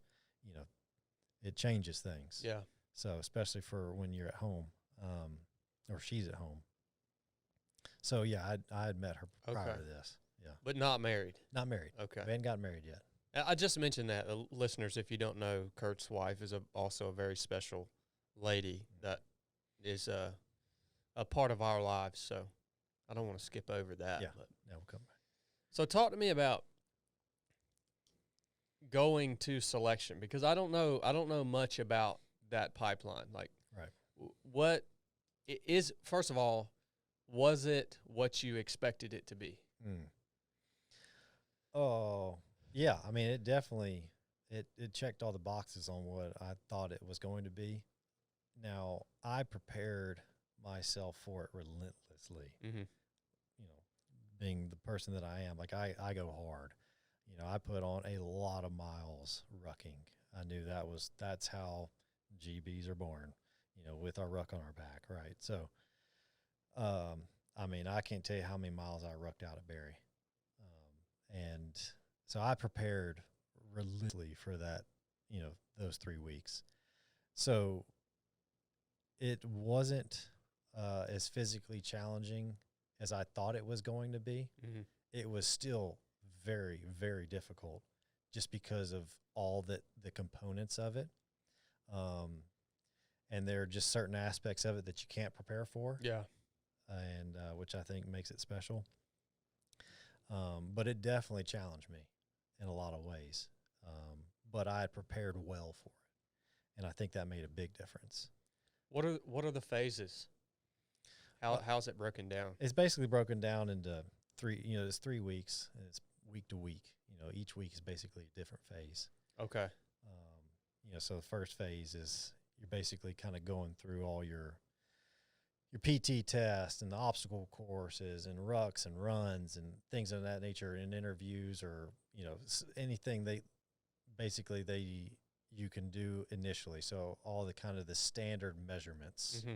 if you will, to making sure that you're meeting the physical requirements and some of the mental requirements, because there are tests, written tests and stuff of that nature. So you're doing all that kind of stuff. And, and at any point, you don't meet the standard, you're gone. Yeah. Right. So.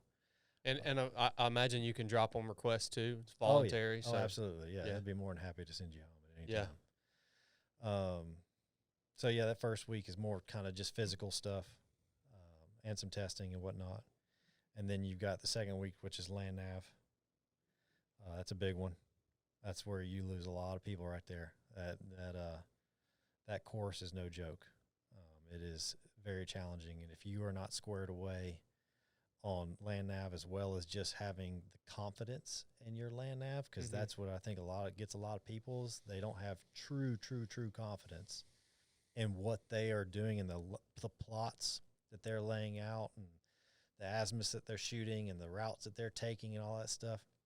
Because I got turned around at one point. Yeah. Is it done in the mountains? No, so it's done. Everything is pretty much done out near Fort Bragg. So it's out kind of Camp McCall. Okay, so you just have some smaller terrain features and stuff?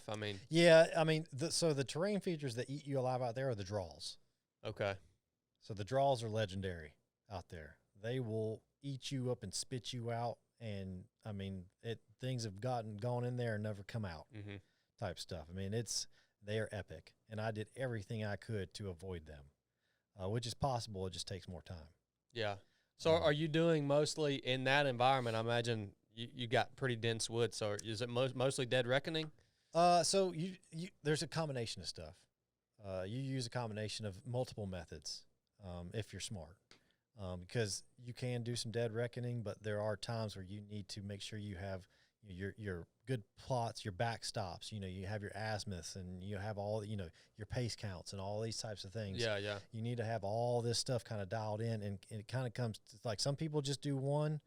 I was kind of a mixed bag. Mm-hmm. A lot of terrain association. Yeah. And it's hard to terrain associate out because the terrain features aren't that great.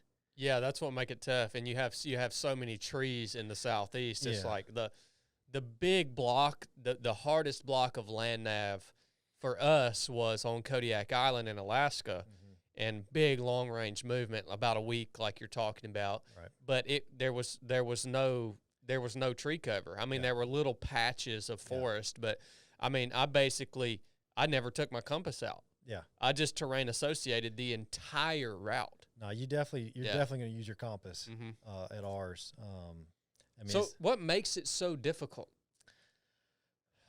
Because I hear it's obviously a legendary course. Yeah. I mean, no Green Beret is going to talk about this selection without talking about this land nav course. Absolutely. I mean, I think it's all the components combined. I mean, the land, the terrain itself, like I said, the draws, it's just the whole area is covered in draws. And, you know, there's certain rules in place that you have to abide by. Obviously, at this point, you've already been through a week, you know, and you only get to eat MREs the whole time you're there. You know, the constant mental fatigue, you know, sleep deprivation and all that kind of stuff. And I mean, it's starting to kick in, right? You know, so you're doing it at night. You start at night, right? That's tough, man. And you can't move with any light. So you have zero light. Oh, yeah. And they're really good, really, really good at timing it so that it's a new moon, AKA no moon. Yeah. And so that means you know, like if you go out at night sometimes and the moon's out, you can see. Yeah, yeah. You know, you let your eyes adjust, you can see. When there ain't no moon out, you can't see anything. Yeah. And then on top of that, for me, I was kind of going when it was starting to get cold. A winter storm blew in. The morning I woke up to start the Star Course, a winter storm had blown in. Now, we don't know that. We don't have phones. They don't tell us anything. I will never forget. I went to bed that night. I had my summer bivvy out. That's all I had. Just a little cover over, and we were all huddled up together. I woke up at about 2 a.m., and I was freezing cold. I'm talking about I could see my breath. I looked at my butt. I said, dude, what happened? I was like, and I mean, when we got done with selection, I went back and looked, and sure enough, that's when that winter storm had come through Rome and come up all through here. So I remember waking up to start the Star Course, and I remember literally, I put my hand in front of my face, and I couldn't see my hand. It was that dark because there was no stars, no moon, nothing, and it was drizzling a little bit. Dang, dude. It was. I kind of laughed, actually. I was like, this is nuts. How am I supposed to freaking navigate in this, man? You know, I've got 70 pounds on my back. You know, I can't use light. Yeah. And did you do you guys when you need to reference the map, do you have to pull the tarp over you? Yeah, you got to pull. And you have really super light discipline. You got a red light. That's all you can use. I remember doing that, man. Oh, yeah. You can't be anywhere near a road. And you don't have nods at this point. No, oh, God. No. Yeah. No, that would be too easy right there. No, I remember those days, dude. It was special, man. I mean, my first movement, it took me daggum forever. And, you know, the point sitters, sometimes they're in your favor and sometimes they're not. You know, my first guy, he was in the middle of a draw. I'll never forget it.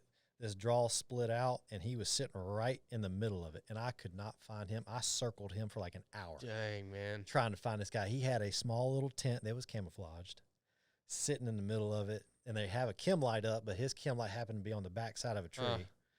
And, I mean, it was special. When I finally found that guy, I mean, I had blood all over my face fighting these thorns, getting through these draws. I mean, my clothes were all ripped to shreds. I mean, and that was just the first one. I had 8 more to go, you know, so it was special. That's for sure. But yeah, so you do land nav, and that's probably, I would say it's probably where you lose the most. Yeah. Yeah. And are you losing guys performance, percentage wise, how performance versus dropping on request? It's probably not as many dropping on request as that they weren't able to get as many points as they were supposed to. Okay. Right. Or they got roadkill because they were trying to, you know, maybe cheat a little bit. Yeah. Yeah. Because you're wearing dog collars so they can see you on GPS. Okay. Got you. Yeah. They can see what you're doing. And that's for safety reasons as well. You know, cause, funny story. So this was, I woke up, hand, right, can't see. So I get my point zero gives me my point. I plot where I am, and I plot my next point, and it was like a 13-kilometer movement or something like that was my first movement. That's a good haul. Yeah, in pitch darkness. Yeah. Through terrain where, keep in mind, they burn a lot, so trees fall down a lot. Mm-hmm. And if you think about a fallen down tree, it's at about the perfect height to intercept your shin bone. Your shins, yeah, man. So there's more story. I'll give you another story on that too. So I plot my first point, and I get my azimuth. I'm like, there we go. And so I turn off my stuff, and I just start walking. I mean, I'm getting smacked in the face. And you're just staying on that bearing. I've got my compass out, and, I'll look at it, and because you got the little loom that's barely you can see. And the little doghouse, yeah. As long as they stay in line, I'm like, all right, I'm on, and I've got my pace count beads. And so I'm moving out, and I get to my first point, my first checkpoint. And I'm like, all right, cool. All right. So I close it up. And in the moment, because I was just in the moment at that point, like, I'm like, this is surreal. Like, I'm doing the Star Course. Like, this is wild. Like, it's actually happening. I turned my compass upside down. Didn't realize it. So I had started moving in the complete opposite direction I was supposed to. Reverse bearing. I reversed. Yeah. Dang. And so I've done that before. I'm going, and now there's small water features throughout, but there's no major water features in where we are. But there is a major water feature that borders one of the borders. And so I'm walking along, just bopping along, just, okay, here we go. I'm fighting through some stuff and whatnot. And then all of a sudden, I drop off into water that comes up to my neck. Just right off a bank. Right off a bank. Gosh, here we go. Man. I'm like, and it's cold. It's cold. My ruck starts floating because, we pack it so it's waterproof and all that kind of stuff. So it's, I'm like, well, in all my wisdom, I'm like, all right. So I'm getting through it, and I get to the other side. And I get out, and I'm like, what? And I, curve over, and I look at my map. I'm like, why? I'm like, this is not here. Like, I shouldn't have just gone neck deep in water on this azimuth and path that I plotted.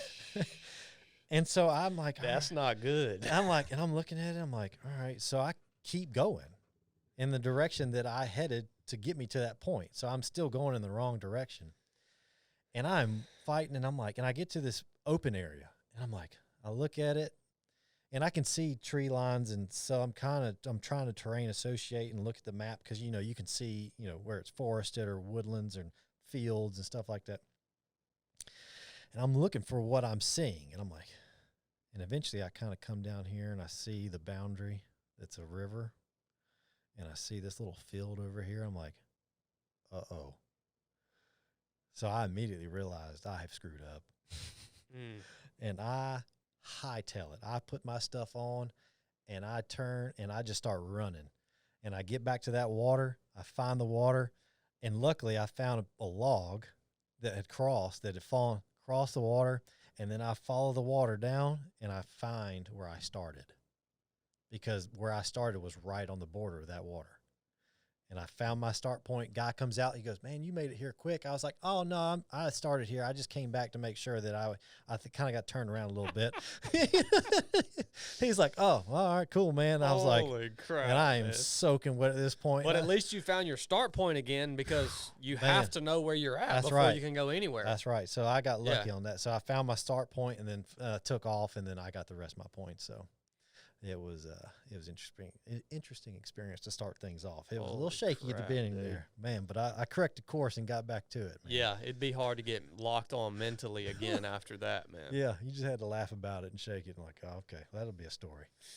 All right, let's take a little break, man. Yeah. We'll come back in a few. Yeah. So it's going to be about 96, 97 degrees out here in Georgia for this mission this weekend. Flat out the most important element of keeping this team moving and keeping everyone safe is going to be hydration. When it's this hot and you're moving for this long, you sweat so much that water is just not enough to replenish your body and all that your body is losing.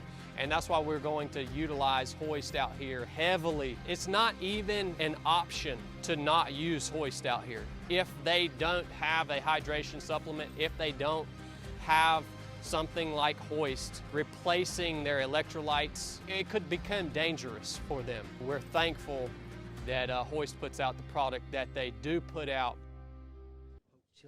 Oh yeah, man, you're in.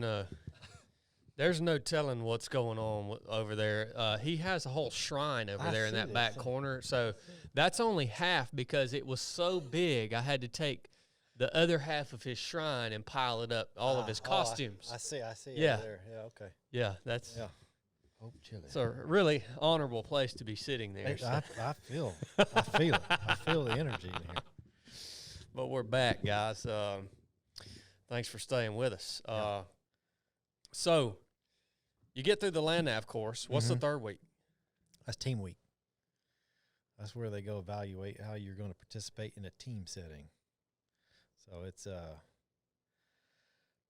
that's the fun one, man. That's where they put you through, all the stuff, and they put you in teams. And how they assemble the teams, I have no idea. But they assemble you in teams, and then you're given a cadre, and every day you've got certain tasks that you all go out and do as a team, and building implements to carry things and moving unnecessarily heavy objects over unknown amounts of distances, and carrying water jugs, and all kinds of, they come up with all kinds of great little fun activities for you to do as a team, to come out, and you kind of have, pick a leader, someone that may have some experience there, and everyone kind of finds, their place. Okay, I know I can do this really well, so I'm gonna do this for the team. So I can, they make it to where failure is most certainly going to occur, and to see how you respond. Okay, to it, right. The time hacks that they give you are very tight. Yeah, and if you don't meet it, there are repercussions. How you handle those repercussions. Yep. How do you handle when someone starts falling apart? That's good stuff, man. Being selfless, like, carrying the weight. Can I carry this weight a little bit further so that someone else can rest a little bit longer? Yep. So they're constantly evaluating. They're not talking to you, the cadre, just there. They will bump steer you if you start doing something wrong, or if you start screwing up, you might have to do a little, ruck party over your head, or, go, find a little body of water and go wash yourself. So, team week is a special week, but it's a good week because it really emphasizes what being on a ODA is all about. Mm-hmm. Right. It's all about being part of a team. And, How big is the class? So my class was pretty big. And I don't know if I'm saying that, it sounds big, but we started with, I think, almost 400 people in our class. Mm-hmm. And I believe we ended up with, maybe just over 100. Holy smokes, dude. I think. Yeah. And then that's just getting selected. That's over the course of 3 weeks? 3 weeks. Good night, man. Yeah. So they're calling dudes hard then. Oh yeah. You're constantly. Holy smokes. There's things that can get you all the time, because you can make it all the way through selection, the 3 weeks, and still not get selected. Yeah. Because you may have done some things throughout that time that just added up and just you're not for us. So you have like a final evaluation after those 3 weeks. That's like a they will definitely evaluate each individual. They're constantly, they got their little pads. Every time you see a pad come out, you're like, what you writing down? They're always writing stuff down. They're always you're always being evaluated, and that's what we always say, right? You're always being evaluated. The evaluation never stops. Yeah. Like even today, where I sit now, the evaluation is still ongoing. Yeah. Right. So, but yeah, you're constantly being evaluated. So like, I remember one time, this was during team week, we had moved our implement, and we were just getting our souls crushed because of how heavy it was. And things weren't working out too well for us. And it's just hard. It's just hard. And we had a water break, and you've got your little rubber ducky, right? Your rifle. And, man, that thing, it is supposed to go with you everywhere. Mm-hmm. And I was just out of it on this one little leg. And we broke for water, and I set it down. I walked over, got my water, And then I turn around and I look at a cadre, and he's staring at this tree. And I look at the tree, and and I realize he's staring at my rifle. And man, if he had gotten there before me, I mean, I ran like I've never run before. I feel like I was back in college. I mean, I beeline for that, because if they get a hold of that thing, now they still dock me. Yeah. You know, they still gave me I forget what they call it, but they still, you know, some type of slip or something. I don't know. We would call it in the Navy a chit. Yeah. You know, they have some term for it, and you're trying not to get those. You're trying not to stack those up. Yeah. And so luckily I'd done pretty well, but they got me on that one. If they get a hold of it, though, it's real bad. It's real bad. Yeah. Yeah, it's real bad. So, but yeah, I mean, it's special, man. Dude, that's a huge attrition rate over the course of 3 weeks. I mean, that's a short period of time to lose that many guys. Yeah. Because our first phase, which is like selection, like the selection kind of what you're talking about, it's 6 weeks long. Right. And we have a hell week in there. So we started out with 300 dudes, and we've probably got, after hell week, in the 40s maybe. Right.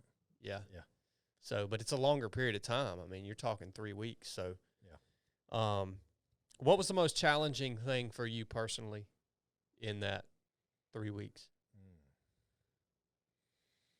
I mean, it's definitely within team week, I'd have to say. I mean, because, you know, there's a pretty famous implement and, you know, leg that you'll do during team week, and it's brutal. And everyone knows it's coming. You don't know when it's coming, but you know it's coming. If you're going through the process, you've heard of it. And if your team starts to fall apart or guys start to give out, well, you got to keep going. You don't get to just stop. And like, all right, this is good. No, you got to finish. Mm-hmm. And so we had some dudes that were hurting pretty bad. At that point, I mean, your feet's beat up. I mean, you're beat up. You're tired. I mean, you're wore out, you know, from all the things you've already been doing. Yeah. And, man, I mean, I had to really step to the plate physically to try to continue to pick up some slack that was just being created from guys that were just hurting. Yeah. And not that they were quitting or giving up. They just physically were just in a place to where they could not do what we needed them to do at that time. And that's okay, as long as you just don't quit and find a job that you can do. That you can do. Yeah, that's a good word, man. You know? And I wish people would hear that more often when, like on the ROP course and stuff, you know. Right. Oh, yeah. It applies there too. Absolutely. Yeah. So that was it got pretty dark in that one, and just carrying the sheer volume of weight over the, you know, and you know, up in North Carolina it's sand. Mm-hmm. Man, that sand is hard to move in, man. It gets in everything. It gets in everything. It gets in every crevice of your body, dude. And it is hard to move in, and it's just miserable. So that team week was pretty brutal. What about tempers during that week? Do tempers flare? I mean, do guys get frustrated with each other? Luckily, the team that I was on, we were pretty daggum successful. That's good. We had a really strong team, and I don't know if they did that on purpose or if it was just, once again, I said, I don't know how they go out and pick the teams, but they put us on a pretty strong team together. Mm-hmm. And everyone kind of just fell into a role naturally. So we did well, but I mean, we passed a lot of teams that would just be dogging each other. You just having it out, just tired, just wore out. And I remember, I could only imagine and you've been going for weeks and weeks at this point. Oh yeah. And I mean, you know, our first team week event, we were carrying some stuff over an unknown period of distance, and it was a lot of stuff. And we had a guy drop out within the first, 400 meters of this movement. And we were moving for, you know, kilometers and kilometers. And he was like, dude, why would you wait? Why would you get started with us as a team? We've come up with this plan. You're part of it. You're going to get 400 meters into the first movement of this week and quit. Yeah. And he just quit. I was like, he looked perfectly physically fine. Yeah. He's like, I'm done. Yeah, he probably got mentally overwhelmed. The same reason everybody quits. Yeah, he's like, I'm done. Yeah. And we just watched him, and we said, all right. And luckily, we all picked up his slack, and just kept trucking on. But I mean, things like that happen. I mean, we were not happy with him, but it's like, all right, well, whatever. It is what it is. We go on. And so we kept going. But yeah, team week is by far, I think, just because of all the things that have added up to that point. The physical, the mental, the food, sleep, all the stuff. So the stress. Yeah, for sure. Yeah. So is there a graduation at the end of that, or? Yeah. So they like to mess with you, which is always kind of fun, and they do it all. I think each one's kind of different on how they do it. So like you're kind of in formation, and you all have your numbers on you, and you would have like this formation randomly throughout the 3 weeks, and it's when they kind of cut people that didn't meet the standard, or whatever, and so you're just kind of standing there, you're just hoping you're hoping or not hoping that your number gets called, because they would mess with you. Sometimes the numbers that got called were the people that were staying, or sometimes the numbers that got called were the people that got cut. Yep. And so you didn't never really know. They're always mentally just kind of just poking at you, And so the last one, they've got it down to such a science, man. Oh yeah. Oh yeah, absolutely. But yeah, it was our last formation. We had done our, we'd done the trek, the last, long movement of selection.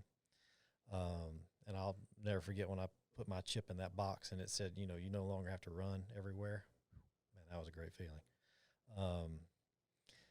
But yeah, so we're just kind of standing there, and the guy comes out, call him the Reaper, and he's like, all right. So he starts calling off numbers, and they're forming up over there, and my number doesn't get called. And I'm like, all right, well, either I didn't make it or I made it. You don't know, because there were some decent dudes over in that group, and they told them to go away. And then as soon as they got going away and we couldn't see him anymore, he came back. He was like, all right, you guys have been officially selected. And I mean, I'm not a very emotional person at all, but I came to tears. Yeah, I bet. A little bit right there. Yeah, I bet. And a lot of guys around me too, because a lot of hard work had gone into getting to there. And it's just so surreal, right? You're like, it's over, and I actually made it.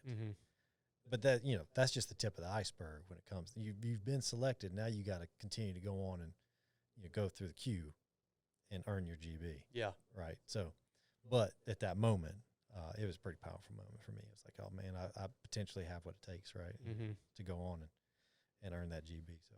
And then do you roll then right into the Q course? Yeah.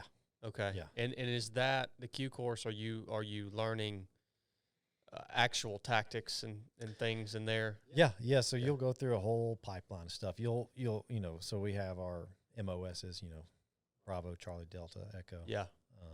And so whatever you are dictated or chosen to do, you'll do that as well. So like, I'm a Charlie, so explosives and construction and property books and all that kind of fun stuff. So you go through that pipeline individually as well with all the other Charlies or Bravos or whatever. Okay. But then there are other parts of the Q course, small unit tactics, right, and other pieces of it that you go through, SEER and all that kind of stuff. Where the class comes back together. Class comes back. So you're together. staying with those same guys that you went through selection with unless you're doing your individualized. Yeah, for the most part you do. Sometimes you get split off, like, the Deltas, the medics, they obviously have a much longer pipeline just because of their medical training. So you don't get to really go through it with them. But the other guys you do, unless, there's recycles and, stuff like that. The guys that may fail a portion of that, sometimes depending on what's going on, they'll let you try again. Yeah. But yeah, so for the most part, you'll try to make it through with your guys, and then culminates with a big FTX, right? Yeah, Robin Sage. Yeah, Robin Sage. Yeah, that's a pretty legendary FTX. It sounds like. Yeah, it's impressive. The amount of effort, time, money that goes into putting on something of that depth, right? Because it's hard to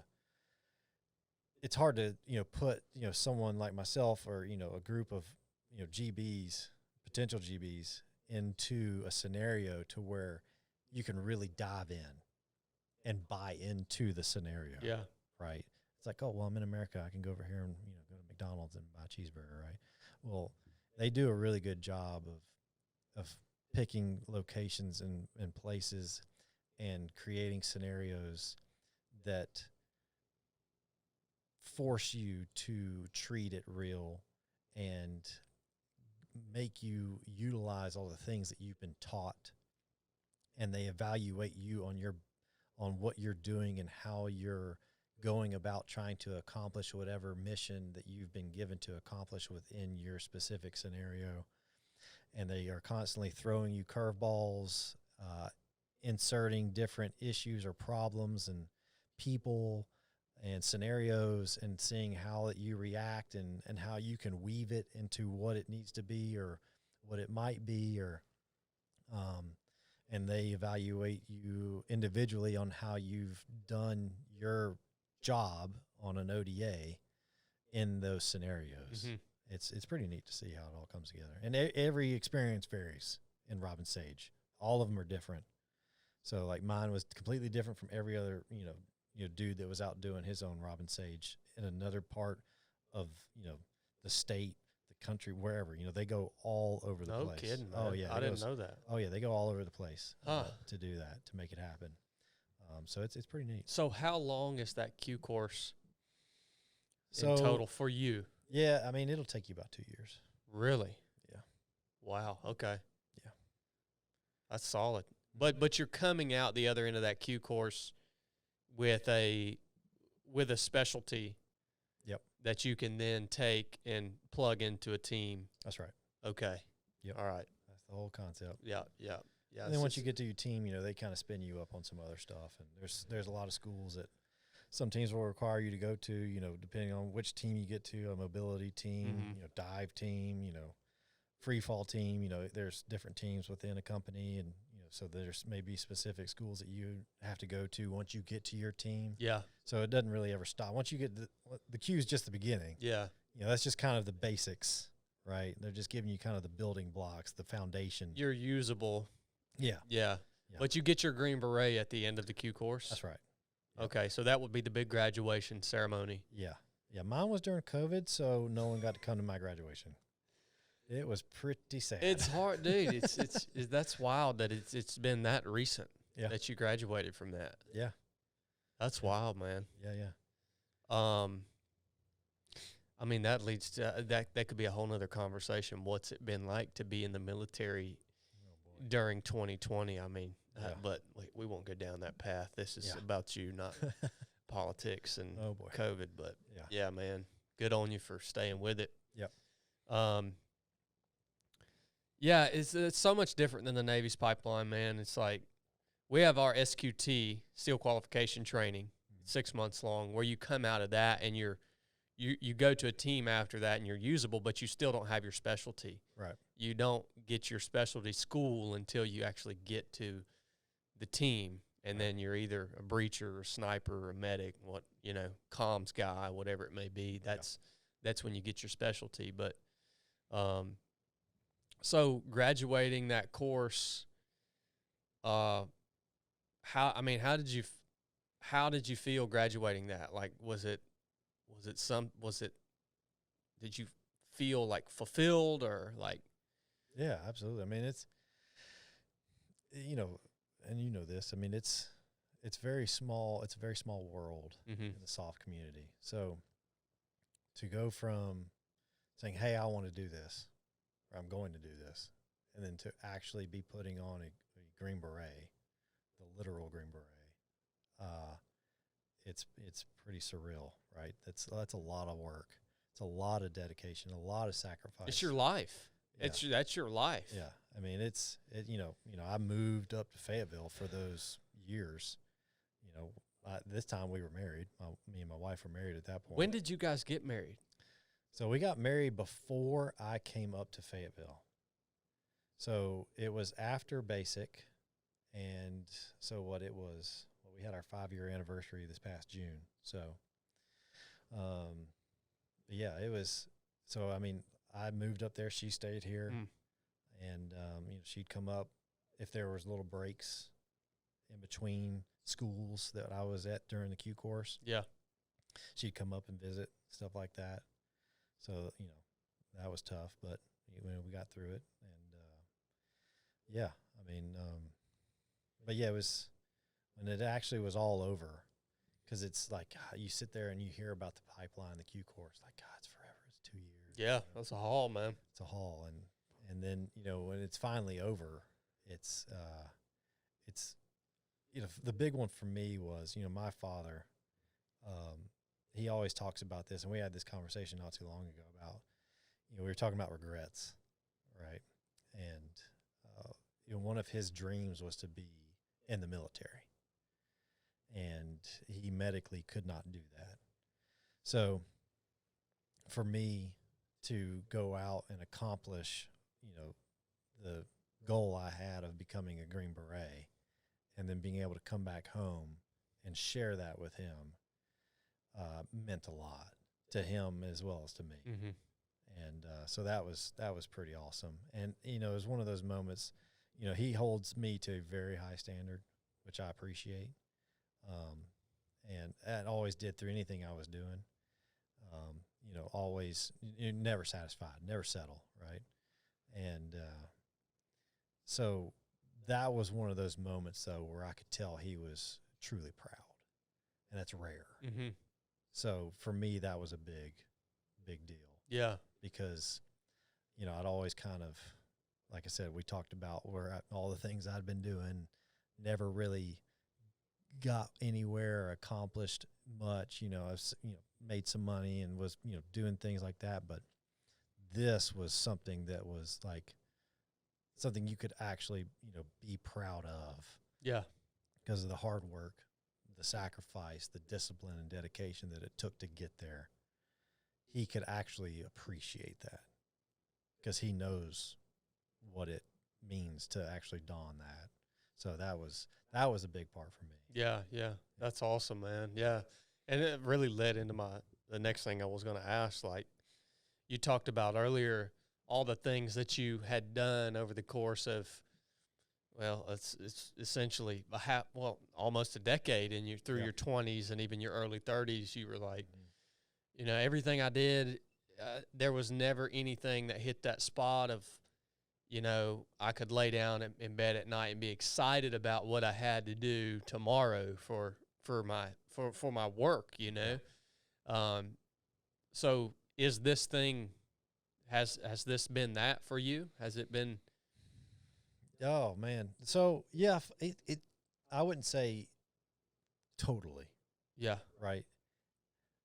You know, I definitely say, you know, because going through the Q course, it's long, and there are parts of it that suck, and, you know, so there are parts where you hate it because the military has its things that are just going to drive you crazy. Oh yeah. You know, there's some things that, you know, going on in that world that's just part of it. But depending upon the kind of person you are, it can drive you nuts. Mm-hmm. But I will say there were times, even like going through selection, where I was excited to be there, man. No matter how bad it sucked or how much I was hurting or hungry or tired, I was loving it. Man, that's a beautiful thing, isn't it? It is. It's it's rare to have those seasons in life. And the other guys that were going through selection with me, they would see me and they'd be like, dude, why are you so happy? Yeah. I'm like, man, you don't understand. Like, I've worked so hard to be here, and it's happening. And this is where I want to be right now. Yeah. And that's a beautiful thing. It's a gift, you know. And like, if you're not enjoying this, then you're probably not here for the right reasons. Mm-hmm. Yeah, I can relate to that, man. When I was going, I can look back on my time when I went through buds, and there was never a day, not a single moment in buds that I didn't want to be there. Right. Now, that being said, because I was young, I didn't always appreciate it as much as I should have appreciated it, or as much as I could have appreciated it if I would have had a little more maturity.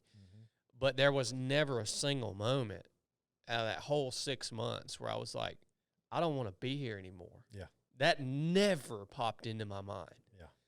I mean, like, I don't know if I can think of another 6-month time period of my life where that's never been a thought. Yeah. So I can relate to that a lot. That's a rare thing. It is. Yeah. So now that you're out, you know, you're finished with training, you know, you're at your team, you're doing that deal, which you've done a lot of awesome stuff already. And a lot of things that you volunteer for that you don't even have to do. I mean, we won't go into detail with all that stuff. I don't want to, because you are still doing the job currently, I'm not going to dig into deployments and, you know, things that you're doing on the team right now, because that's all current stuff. We can talk about that stuff years down the road when it's more appropriate. Yeah. But I would, you know, it surprises me that I've never heard you mention Delta or, you know, the tier 1 units. Yeah. Because that just, I mean, have you thought about that? Where are you at with that? I mean, because I know you're fairly early on in your career, but is that something in your mind? Oh, trust me, it's been there. It's been there from the get-go. Yeah, yeah. I mean, look, in my opinion, if you're not constantly trying to better yourself and get to the top, you know, you might as well be wasting your time. Well, I guess the question should really be: is this something you plan to do for a long time? Right. You know, I'm not sure. Right. I'm enjoying it. Of course, there are parts of it that, you know, I wish could be different. Yeah. But that's just kind of the way of the military. I love my team. I got a great group of dudes, man. I really do. You know, in our company, I'm lucky to have the team that I have. We got great leadership in our team.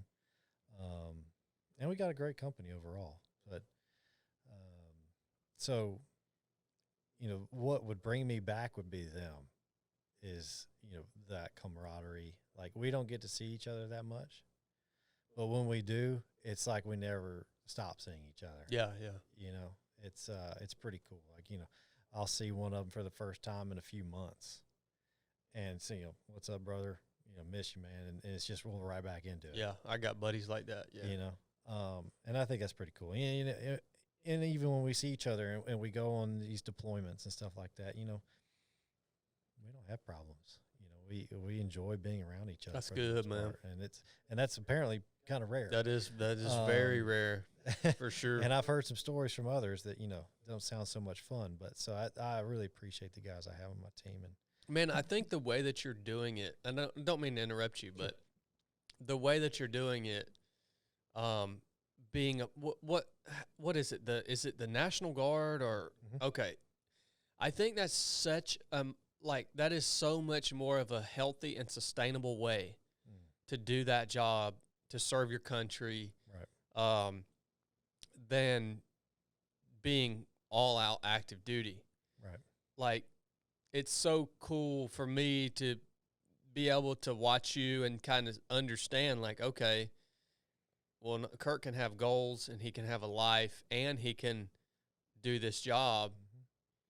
And I wonder if that isn't that's got to play into why your team probably functions so well together. Is, you know, you can go back home and kind of decompress, and have a life, man. But when I was in active duty, it's like you never got away from it. Yeah, for 10 years, dude, that was my literal life. Every single, like, I didn't hunt, I didn't do anything, man, but that job, you know. And I just, it amazes me when guys are able to do that job, active duty, for 20 plus years. And ultimately, the truth is it destroys most of them. Right. But the way you're doing it, I just think, why would you not do it that way? I mean, we all say, you know, it's when we have people come approach me or us, it's, you know, we always say it's the best kept secret. Yeah. Why would you not do it that way? You know, it really is great because you can you can dive in as deep as you want to go, to the point to where you're just as involved as an active duty member may be. Yeah. Or you can back off completely because you need to. And and still be part of the team and still be a functioning member of that team. Now there are times where you may back off too much and, disconnect too much or not be showing up to drills and maybe not trying to go after schools that you should be going after, or things that you need to be doing to constantly trying to sharpen yourself and, provide yourself more tools so that you can be more effective and useful at your job or whatever. So, you can fall into that trap of slipping away, right? Yeah, for sure. But for the majority of people, though, it is, and if they can find that balance between it, because it is unique and it does require specific types of civilian side careers or jobs that are compatible, right? But if you are capable, and it's not hard, but if you're capable of finding that balance, it's a beautiful thing. Yeah. Because, like I've been going, this year I've been pretty busy. I've been going hard for the most of this year, but that's by choice. That's right. Yeah. Right. I wanted to dive into some of these schools and do some of these things where I'm giving back and stuff like that. So, and I've got more coming. So you can really choose your own adventure. And we can jump on, I've got buddies that are on deployments right now with other teams, so, that's the beauty of it. Yeah. It's pretty neat. But yeah. And going back to the original question I asked you that led us down this path of this conversation, is it something you want to do long term? And I think you said you don't know yet, right? Yeah, I'm not sure yet. I mean, I'm definitely not interested in getting out yet. Yeah. I just I'm kind of at this point to where I'm trying to nail down what I'm doing outside of it, because I'm trying, like I said, I'm trying to do this tactical game stuff and other things of that nature. And so I'm trying to find ways to develop a career in fields that I truly have a passion in. So, there are full-time opportunities in the Guard doing what I do, right? As a GB, there's plenty of them, but maybe not necessarily something that I'm completely passionate about. Yeah. Right. So, I'm just kind of juggling it right now. I'm trying to find that nice balance of doing something that I'm truly passionate about outside of here. And I think I'm on the right path. I think I found something that I'm truly passionate about and enjoy doing. And I enjoy the journey of it, the grind of it. And I'm hoping that through this path that I'm going down, I can find, companies, people, whatever, either to work for, represent, however you may, that I can then find somehow a career in that. How it looks, what it looks like, I don't have a clue. Yeah. So, definitely not interested in trying to leave, the team anytime soon. And I'm pretty sure I have a little bit of time before that even is a thought anyway. Yeah. So, but yeah, as far as, going to the next level, it's. Now, would that require active duty commitment? Yes, it would. Yeah. Yes. So then that just becomes your entire life. That comes your entire life. Absolutely. At that point, yeah. And it should. It has to. It has to. Yeah. You are completely involved in that every second of your life, and your family is too. And that's kind of, so I would love, because I'm always trying to take myself to that next level, physically, mentally, emotionally, whatever.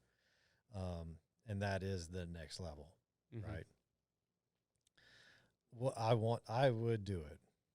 I want to do it, but I have to, obviously I have a family now, and I have to take into consideration what that does to them. And that does a lot to them. 100%. Yeah. All right. And we've kind of had those discussions. And where we are right now, it's probably just not the best fit. Could we make it work? Probably. Yeah. Well, the question is it worth it though? Right. Like that's the thing. Yeah, it would almost be a selfish endeavor at this point if I were to do it. Yeah. And I kind of made a promise to myself that I would at least try to go and do the long walk. To go up there and test myself against that, level. And I want to do that, and I hope I get the opportunity to do that. But I just don't think right now is the best time. Now, obviously, I'm getting up there in age. I'm almost going to be 40 here soon. So yeah, the clock is definitely ticking, but we'll see. It's something that, yes, I'd love to do it. I'd love to have that opportunity. Man, that's it, and that's such a hard question to answer. Yeah. Is it worth it? Because you have to really be honest with yourself when you ask yourself that question. Yeah, I mean, you that is a complete change in life. It's sacrificing everything else that you love and enjoy in your life. Family. Yeah, exactly. That's what I'm saying. Everything that you love and enjoy is sacrificing everything for that one thing. Yep. And, I think the answer to that question for me was no, it's not worth it. Like, I had so many teammates when I was in the Navy that, guys were going every couple months to go try out for Green Team, to go over to Dev Group. Yeah. And I asked myself that question many times, especially later in my careers, like, is that something I want to pursue? Yeah. But I had in my mind the same things we're talking about right now. And when I asked myself that honestly, and I looked at my wife and I looked at my other things that I enjoyed about life and looked at my future, the answer for me personally, honestly, was no, that's not worth it. Yeah. And so for a lot of guys, I guess it was. Yeah. But that's a personal thing, I think. Yeah. So. It would be a massive, change and commitment because, my wife is very close with her family, very, very close. Yeah. And I am as well, but they are on a whole nother level. And for them to, pluck up and because you're moving to North Carolina and you're going up there and, now you're home for at least, 6 years, at least. Yeah. If not more. And that's all it's going to be. So it's.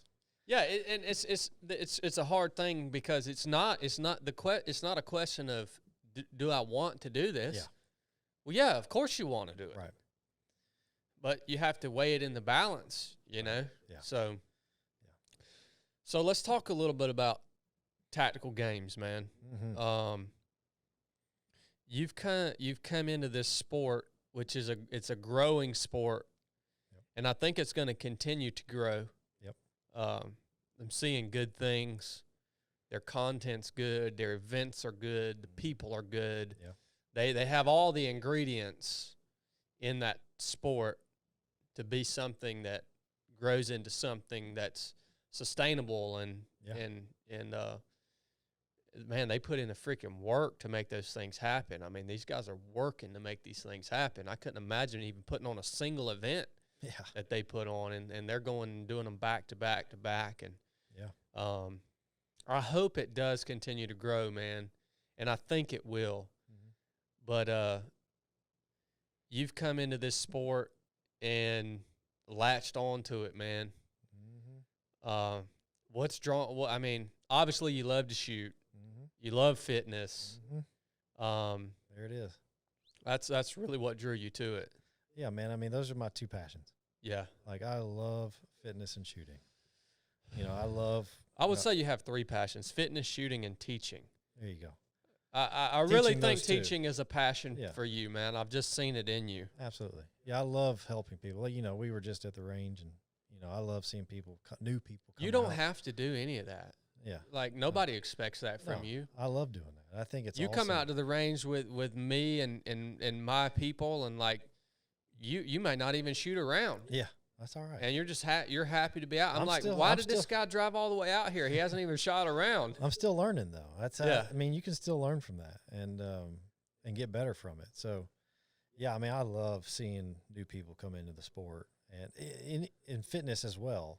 You know, I love seeing new people show up to the gym that are trying something new for the first time, that are absolutely terrified of it, and then they give it a go. And like I coached a lot of people that are still at the CrossFit, you know, Rome Strength and Fitness. And, you know, I was their first coach, did the onboarding with them, and now one of them's a coach there. Mm-hmm.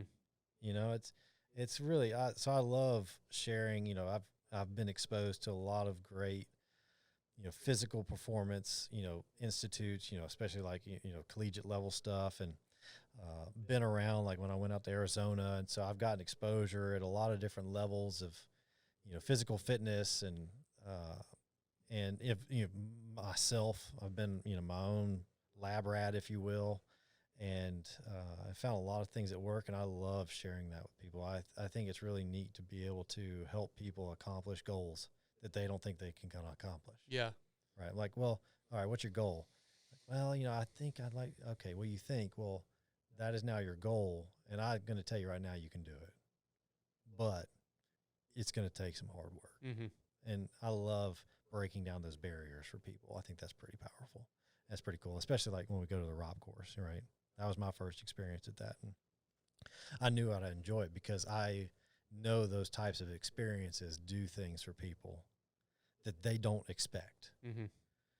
And, you know, so me being like, you weren't out there, but, you know, one of the guys that ended up not making it, you know, I got to pour into him a little bit about, you know, some experiences I had, like going through selection or the Q course, and how it relates to what you're going through right now.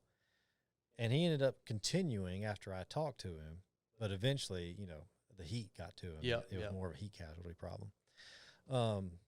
But yeah, being able to go out there and help people, and, you know, I go out to our buddy Edgar's place and, you know, help him teach people, and people that are absolutely terrified or never handled a handgun before.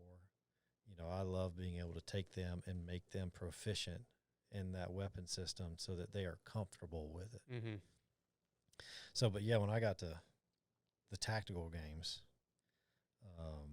and saw that they were bringing the two together, you know, that's like a match made in heaven. Yeah, for me. they're doing a good job at bringing the two together. Yes, too. they are. Yeah, Yes, they are. it's well balanced. Yeah. It really is. I mean, Yeah. you expect going into that competition for it to be bias physical or bias shooting, or Right. but they really are doing a great job at bringing the two together to where if you're going to be a winner there, you're going to have to be really good at both things. Oh, yeah. You don't just get to be good at one thing. No. And so that is dynamic, man. Yes. You know, I'm used to ultra running. If I want to be good at ultra running, all I have to do is ultra run. Right. Like people say, go in the gym, you got to lift. No, dude, you run. Yeah. If you want to be a better runner, you run. One thing you have to do. Right. But with this sport, it's very dynamic. Yes, it is. Training program to be a winner there. Mm-hmm. But I love that, man, because it's drawing out the best in people. Mm-hmm. Yeah. Great and community. When was your first competition there? So I got into the tactical game. So I did my first tactical games-esque thing. It was an online version, and it was by this guy named Tim Waddock online, on Instagram or social media, and he put it on. And he was a competitor. He is still a competitor at this speaking, and he did an online version of it, and it was basically, I forget the workouts, but it was basically working out and shooting. But you videoed it, and then you'd submit your scores, and then he did like an online leaderboard and stuff like that. And so I was like, all right, cool, I can, you know, test it out, right? See if this is something I like to do. And so I did it over at Edgar's place, and loved it. And ended up getting second. And the guy that beat me was Sal Hernandez, who is a current, stud in the elite division. We battled down in Florida earlier this year. And so that was my first experience. And then so I signed up for my first tactical games in Meridian, Mississippi in, 2022? Right. Yeah.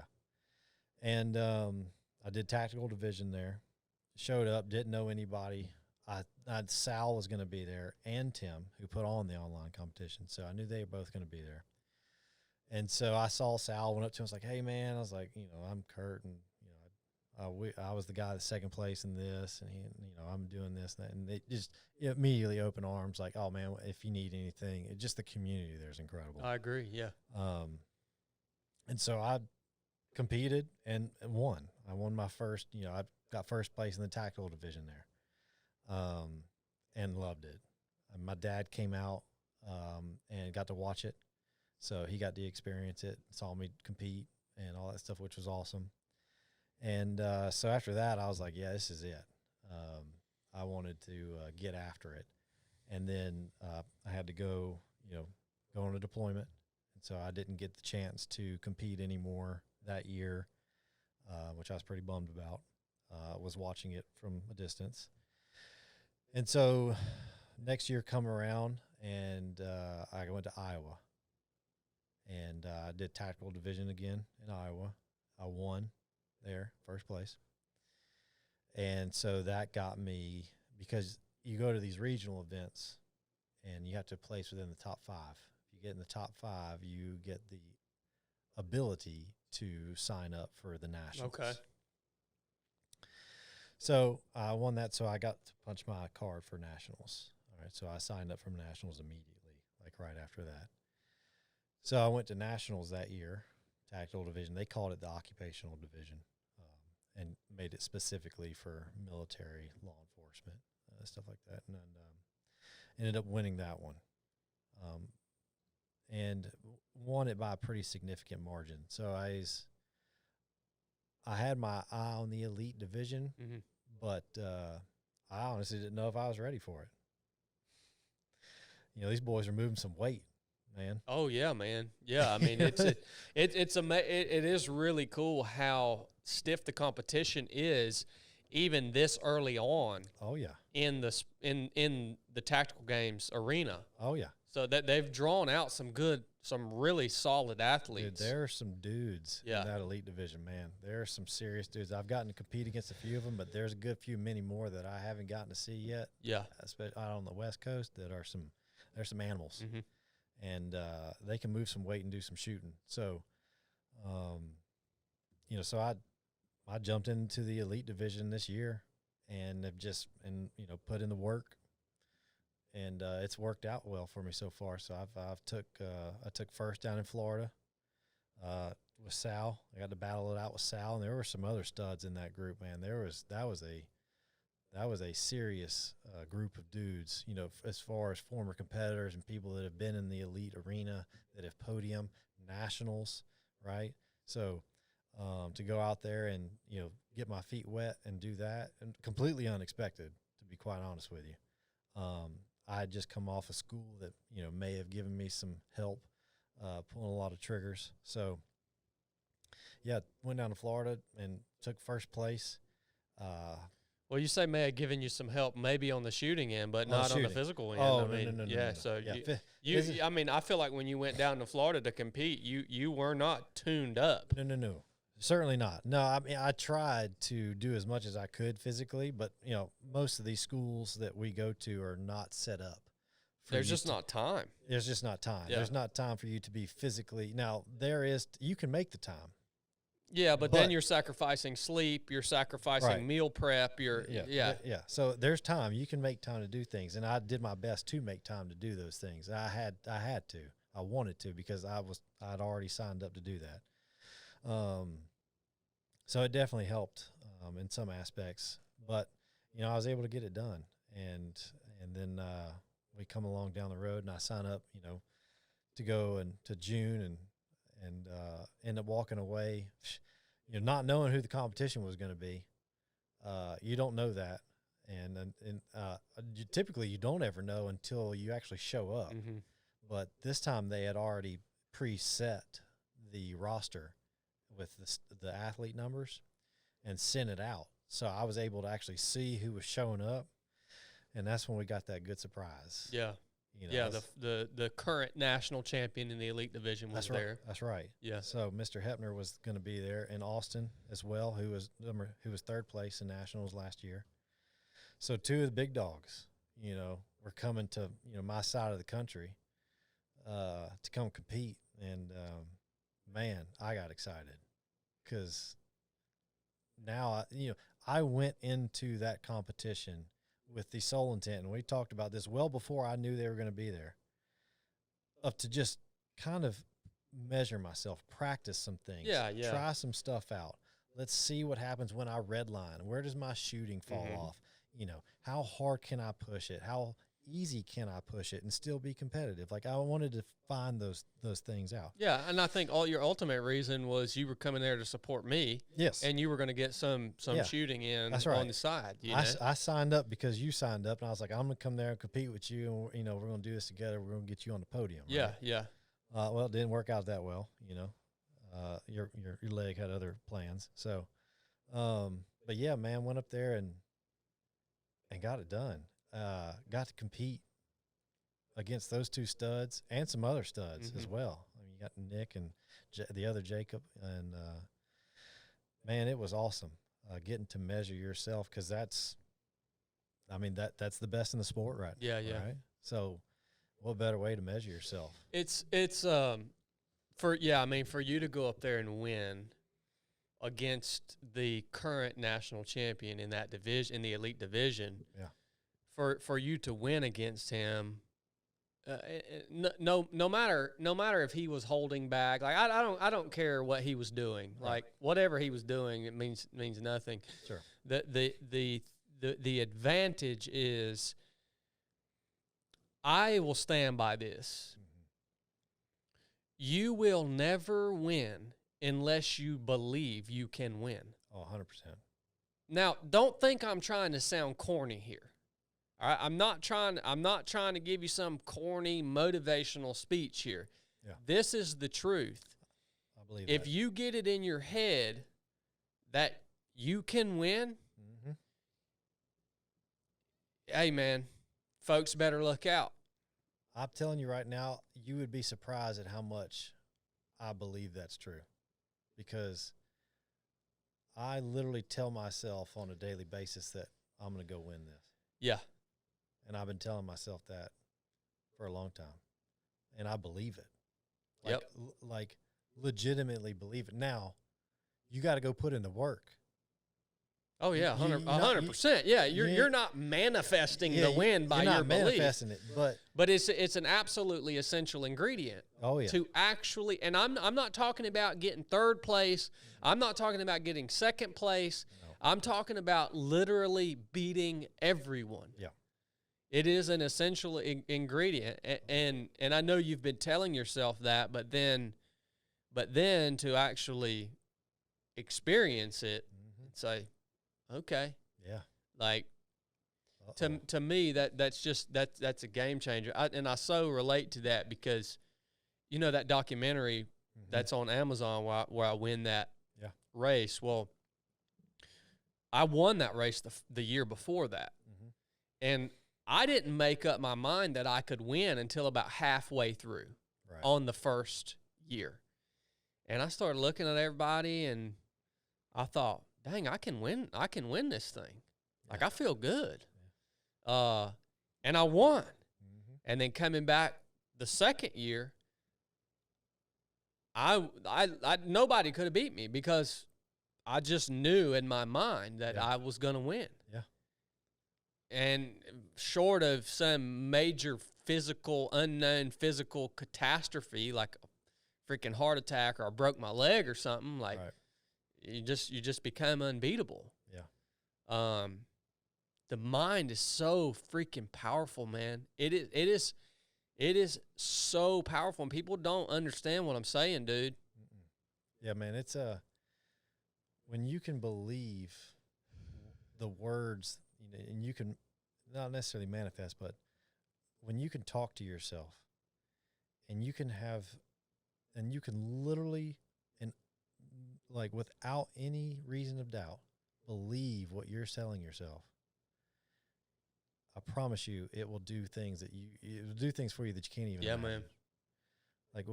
Like I told myself, I'm going to go for Florida. I wanted to win that one. I wanted to come out the gates, and I wanted to kick that door open and let people know that I was there. Yep. Now, I had my doubts just because of where I had just come from physically. Mm-hmm. And I got my butt whooped on some of them stages physically, for sure. But I was so convinced that I had put in enough work and had told myself that you can win this well before I had ever showed up on that stage, that weekend. I was so convinced that I could win it that you just believe it. And there's nothing that's going to stop you. It's crazy what it can do for you, because as soon as you let those doubts start creeping in, I can't finish. It's amazing how fast it'll break you down. Or you just see someone that you don't think you can beat. Yeah.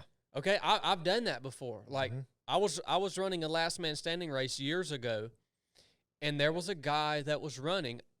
His name was Olivier Leblanc. Ultra runner like extraordinaire. Like this dude runs 12-hour 100-milers. Jeez. Yeah. Like he can start a 100-miler and finish before sunset in the mountains. And I had looked. Sometimes it's a bad idea to look at your competitors' resumes before you go and compete against them, because I had looked at this guy's race results, and I'm running this race against this dude, and I did not believe I could beat him. Yeah. And because of that, it was impossible for me to beat him. It didn't matter how hard I would have trained. You'd already set them roadblocks. It literally didn't matter. Yeah. Because I started that race not believing that I could beat him. Yep. Therefore, it was an absolute impossibility for me to win, barring a catastrophe that took him out of the race. We're trying to tell you guys this from experience, okay? Yeah.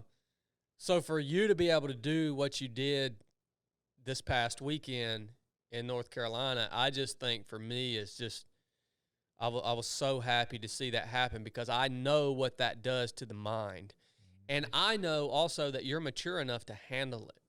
Like, because the bad thing that could happen is you could have done what you did last weekend in North Carolina and won against the national champion, current national champion. You could have won against him, and you could have then said, okay, I got this, man. I can back off a little bit, But you're mature enough to handle it and leverage that experience in the right direction. That's right. No. So you guys think about that if you're listening. Oh, yeah. No, it's seeing that and experiencing that, it lit a fire. We'll put it that way. Yeah. It lit a fire because I want it bad. Yeah. And I've, like I said, in the interview I did with Lauren afterwards, and you spoke about it. Yeah, I've got one goal this year.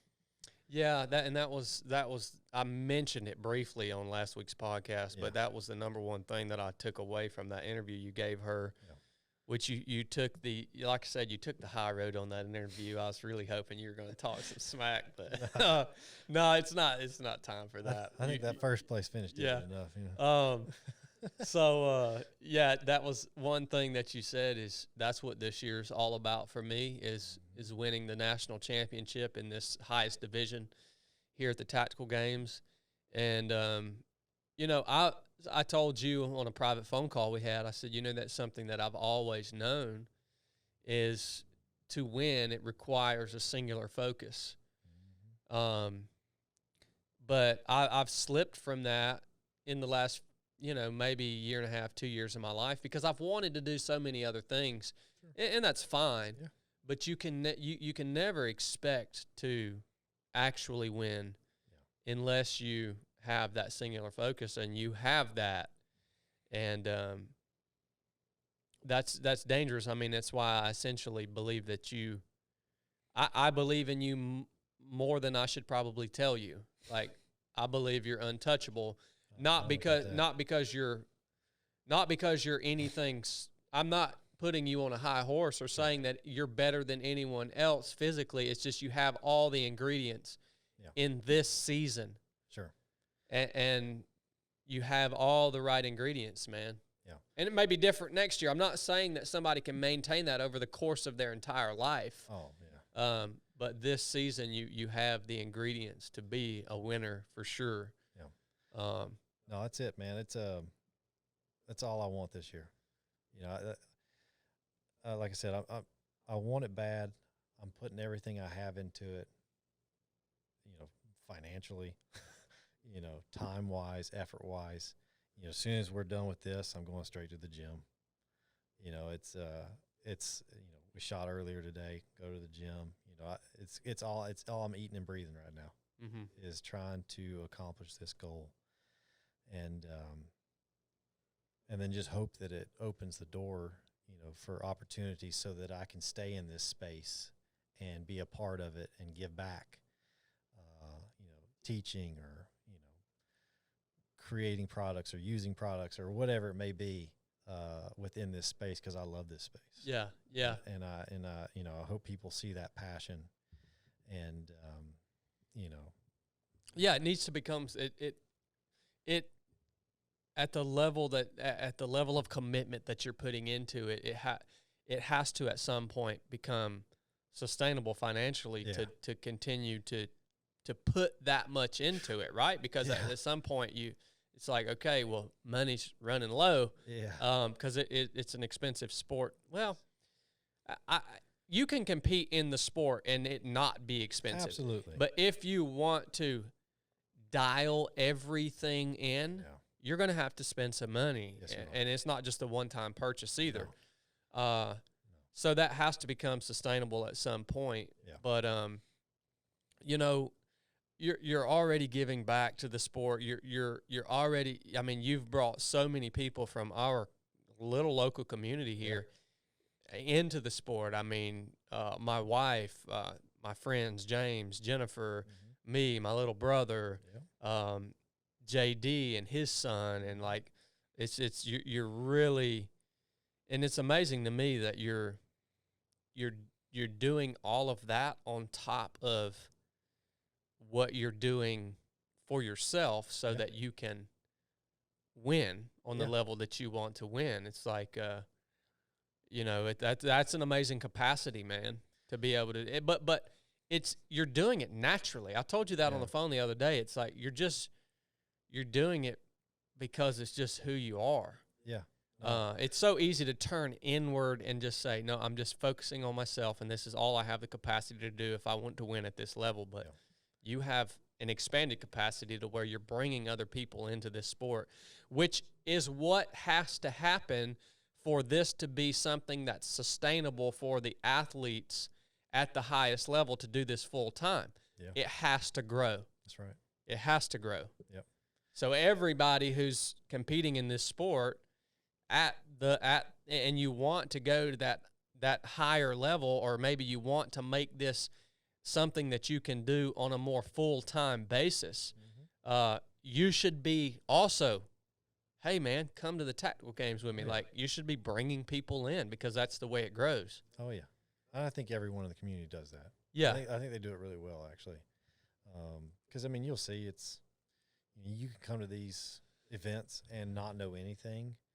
And, heck, you can walk up to me, any of the elite athletes, and just because we're in the elite category, like, that doesn't mean anything. Yeah. You know, we want to see everyone succeed, and if we can help you, like, people coming to me and ask me questions, ask away, man. Yeah, they don't like have you guys roped off. No. Like, it's an open forum, man. It really is, man. Yeah. You come sit down next to me. Let's talk about it. You know, like, we are nothing on, like, you know, some type of pedestal or anything like that. No, we just lift heavier weights. You know, that's all it is, man.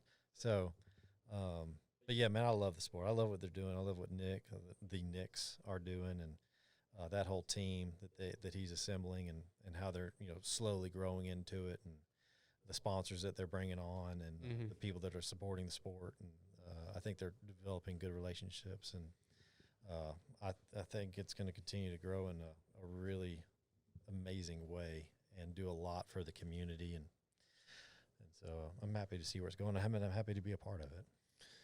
Is there anything else, any other advice that you would give to people either competing at the tactical games or whatever their endeavor is, because you're doing it right, man. And we've touched on it. We've touched on the hard work. We've touched on the singular focus. We've touched on a little bit on mindset, but are there any other components that you think have really served you well in this journey? Yeah, I think one of them, and this is where you might come in on this one, is having a team. Like if it's just one person, having someone to work with.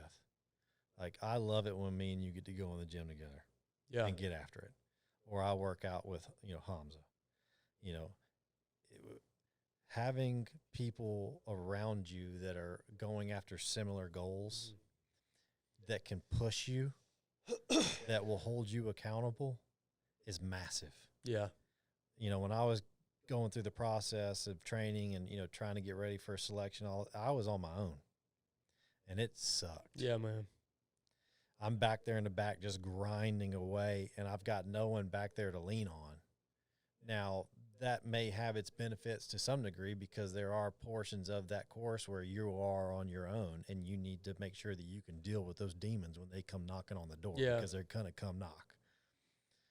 But at the capacity of like doing something in the tactical games, if you can have a buddy, a partner, whatever, that you can train with and push each other and have fun with it, go shooting together, right, and learn with each other, you'd be amazed how fast, how much quicker you will evolve and learn and grow when you have someone to lean on, someone to push you, someone to hold you accountable. So that's a big one, right? And that's why I love bringing people in. Absolutely. Come on, let's go. Come be a part of it. You want to come work out? Come on, let's go. You want to go shoot? All right, come on, let's go. Yeah. Never hold a hanger before? Don't care. I'll teach you, right? But other than that, just show up. Yeah. Man, don't be scared. If the things that you're doing aren't scaring you a little bit, then you're not doing it big enough. You need to be scared a little bit. You need to be a little nervous when you show up. I was nervous as hell when I showed up in Florida. They call over all right, elite athletes, come over here, line up, get your athlete numbers. I'm sitting over there. I'm like, I start seeing all the dudes that are there, and I'm like, oh, boy. Yeah. That level of nervousness, of being a little bit scared, told me that I was doing the right thing. Yeah. Yeah. So don't be scared to come out. Push yourself outside of your comfort zone a little bit. Come do hard things. And, man, you will grow more faster than you can imagine. Yeah. In more ways than you will be able to understand. Mm-hmm. So, yeah, man, having a training partner is huge, but then just not being scared to go do things that scare you. I agree 100%, man. Yeah. Yeah, that's such a huge part of the, like when I go speak, the speech I give is changing your environment, and how every time that I've grown in life, physically or mentally or even spiritually, it's because I walked into an environment where I was a little nervous and scared, but I also felt like I didn't belong, kind of felt like a fool. Like, everybody here is better than me. Right. But I'm going to walk through the front doors anyways. That has literally been the story of my life. Right. Yeah. It's just doing that over and over and over again. So you just keep elevating. Yeah. So just keep pushing that envelope. Yeah. Yeah, no, I think people too, like, don't expect some magnificent breakthrough moment either. It's small little things. Gradual. Yep, that accumulate over time. Even with a training partner, it's like when me and Kurt get to train together, it's just like maybe every 3 or 4 times we work out, maybe he'll say something to me, or I'll say something to him. Oh yeah. And it's just like, oh, okay, yeah, that is a little chink in my armor there, like. But it's not like just all of a sudden it clicks and it's like, oh, this is a game changer. It's just, man, it's just little things, little comments, little things you pick up, little things you see. You just might hear somebody say something. You're like, oh, haven't thought about that. That's the way it works, man. Yeah. I mean, it's like that one day we were training and I was coasting behind you. Yeah. I was running behind you and you got in my butt after that. And talking about, how, I forget exactly what you said, but it made me mad because you were so right. And it lit me a fire. And ever since then, that fire's just been burning inside. Yeah. Yeah, man. That's what it's all about. Yeah. Yeah, but that wasn't planned. It happens. Yeah, like you naturally. said, you got to show up for it to happen, though. Yeah. So, man, there's so much more we could talk about. We've probably been going close to 4 hours now. But where can people find you and follow you right now? I know you're on IG, right? Yeah, I'm on Instagram. My last post I put out at the very bottom. I apologized in advance to everybody because I'm not the most social individual.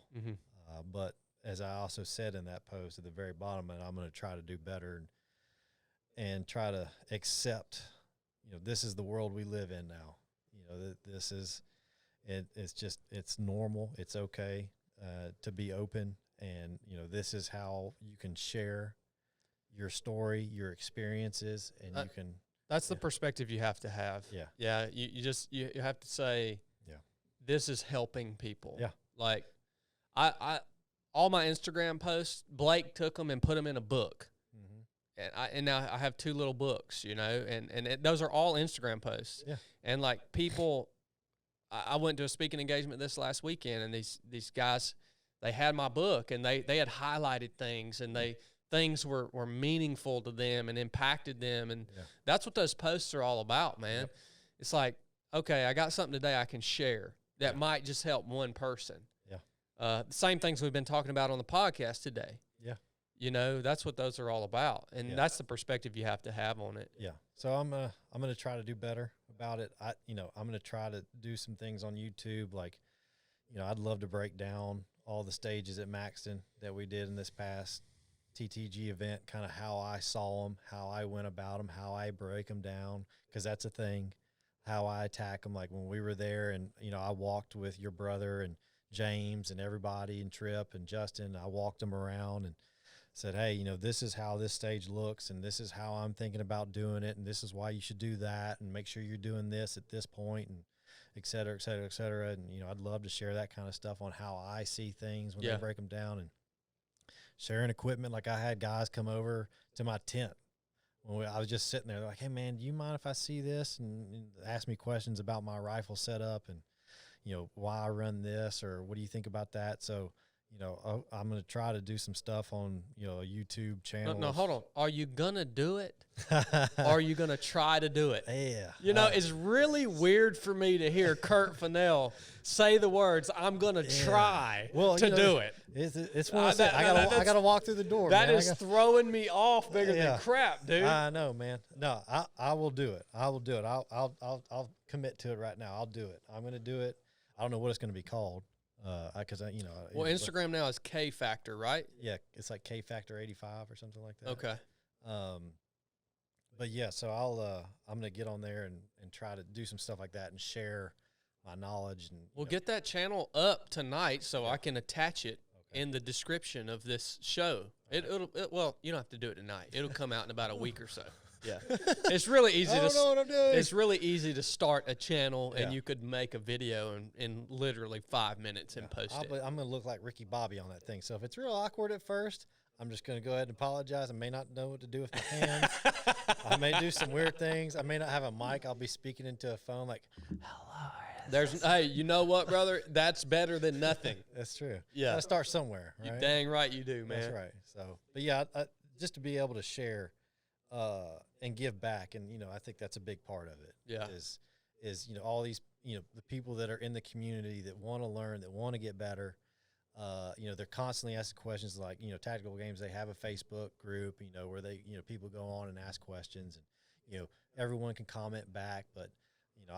Being able to share all the experiences that I have, some of the training that I have, like there's some of the elite athletes, I always reach out to them and, when they need help, like, there's some stages that are maybe a little bit unknown to them. Like, okay, I'm not really sure how to break this down because I'm not used to shooting out to, 600 yards or whatever. Yeah. And, okay, well, let me help you. Let me show you how I look at it. And this is kind of what I'm doing. And here's how I break it down. So, hopefully I can offer that and, share that experiences with people, and people may enjoy it. We'll see. Well, the content around the Tactical Games specifically, the content is lacking. Yes. In terms of instruction, in terms of this is how you set your gear up. This is, I mean, it's really, really lacking. Yeah. And even stuff like, what are you doing in between stages? Yeah. There's nothing out there, man. How are you recovering? Or, there's a whole bunch. There's a lot of nuances that go on during a weekend event like that. Yeah. Even when you go home at night, like, what are you doing? All the stuff. Yeah, all that stuff's completely lacking. But I won't say there's nothing out there, but the things that you can find out there are not coming from athletes who are training at the level that you're training. And competing at the level that you're competing. Yeah. So I commend the guys who have put clips out there on how they set their gear up, because it helped me. Yeah. But it would be nice to be able to see that from somebody who has really taken it upon themselves to say, hey, okay, this is my craft. Like, this is my singular focus, and this is what I've learned, and this is what has allowed me to win. Well, that, and as well, I think it's always good to have different perspectives. Like when I went to a kitchen and I had a new guy come in, I would show him how I would do things. Like, all right, this is how I set up my station, or this station in particular, and this is how I go about doing things. And then I would always end with, look, this is how I did this. This is the end product that I need you to achieve. Yeah. How you get there, I'm not too concerned with, as long as you end with the product, the standard that I have set. So sometimes different setups and different techniques and different styles fit with different people.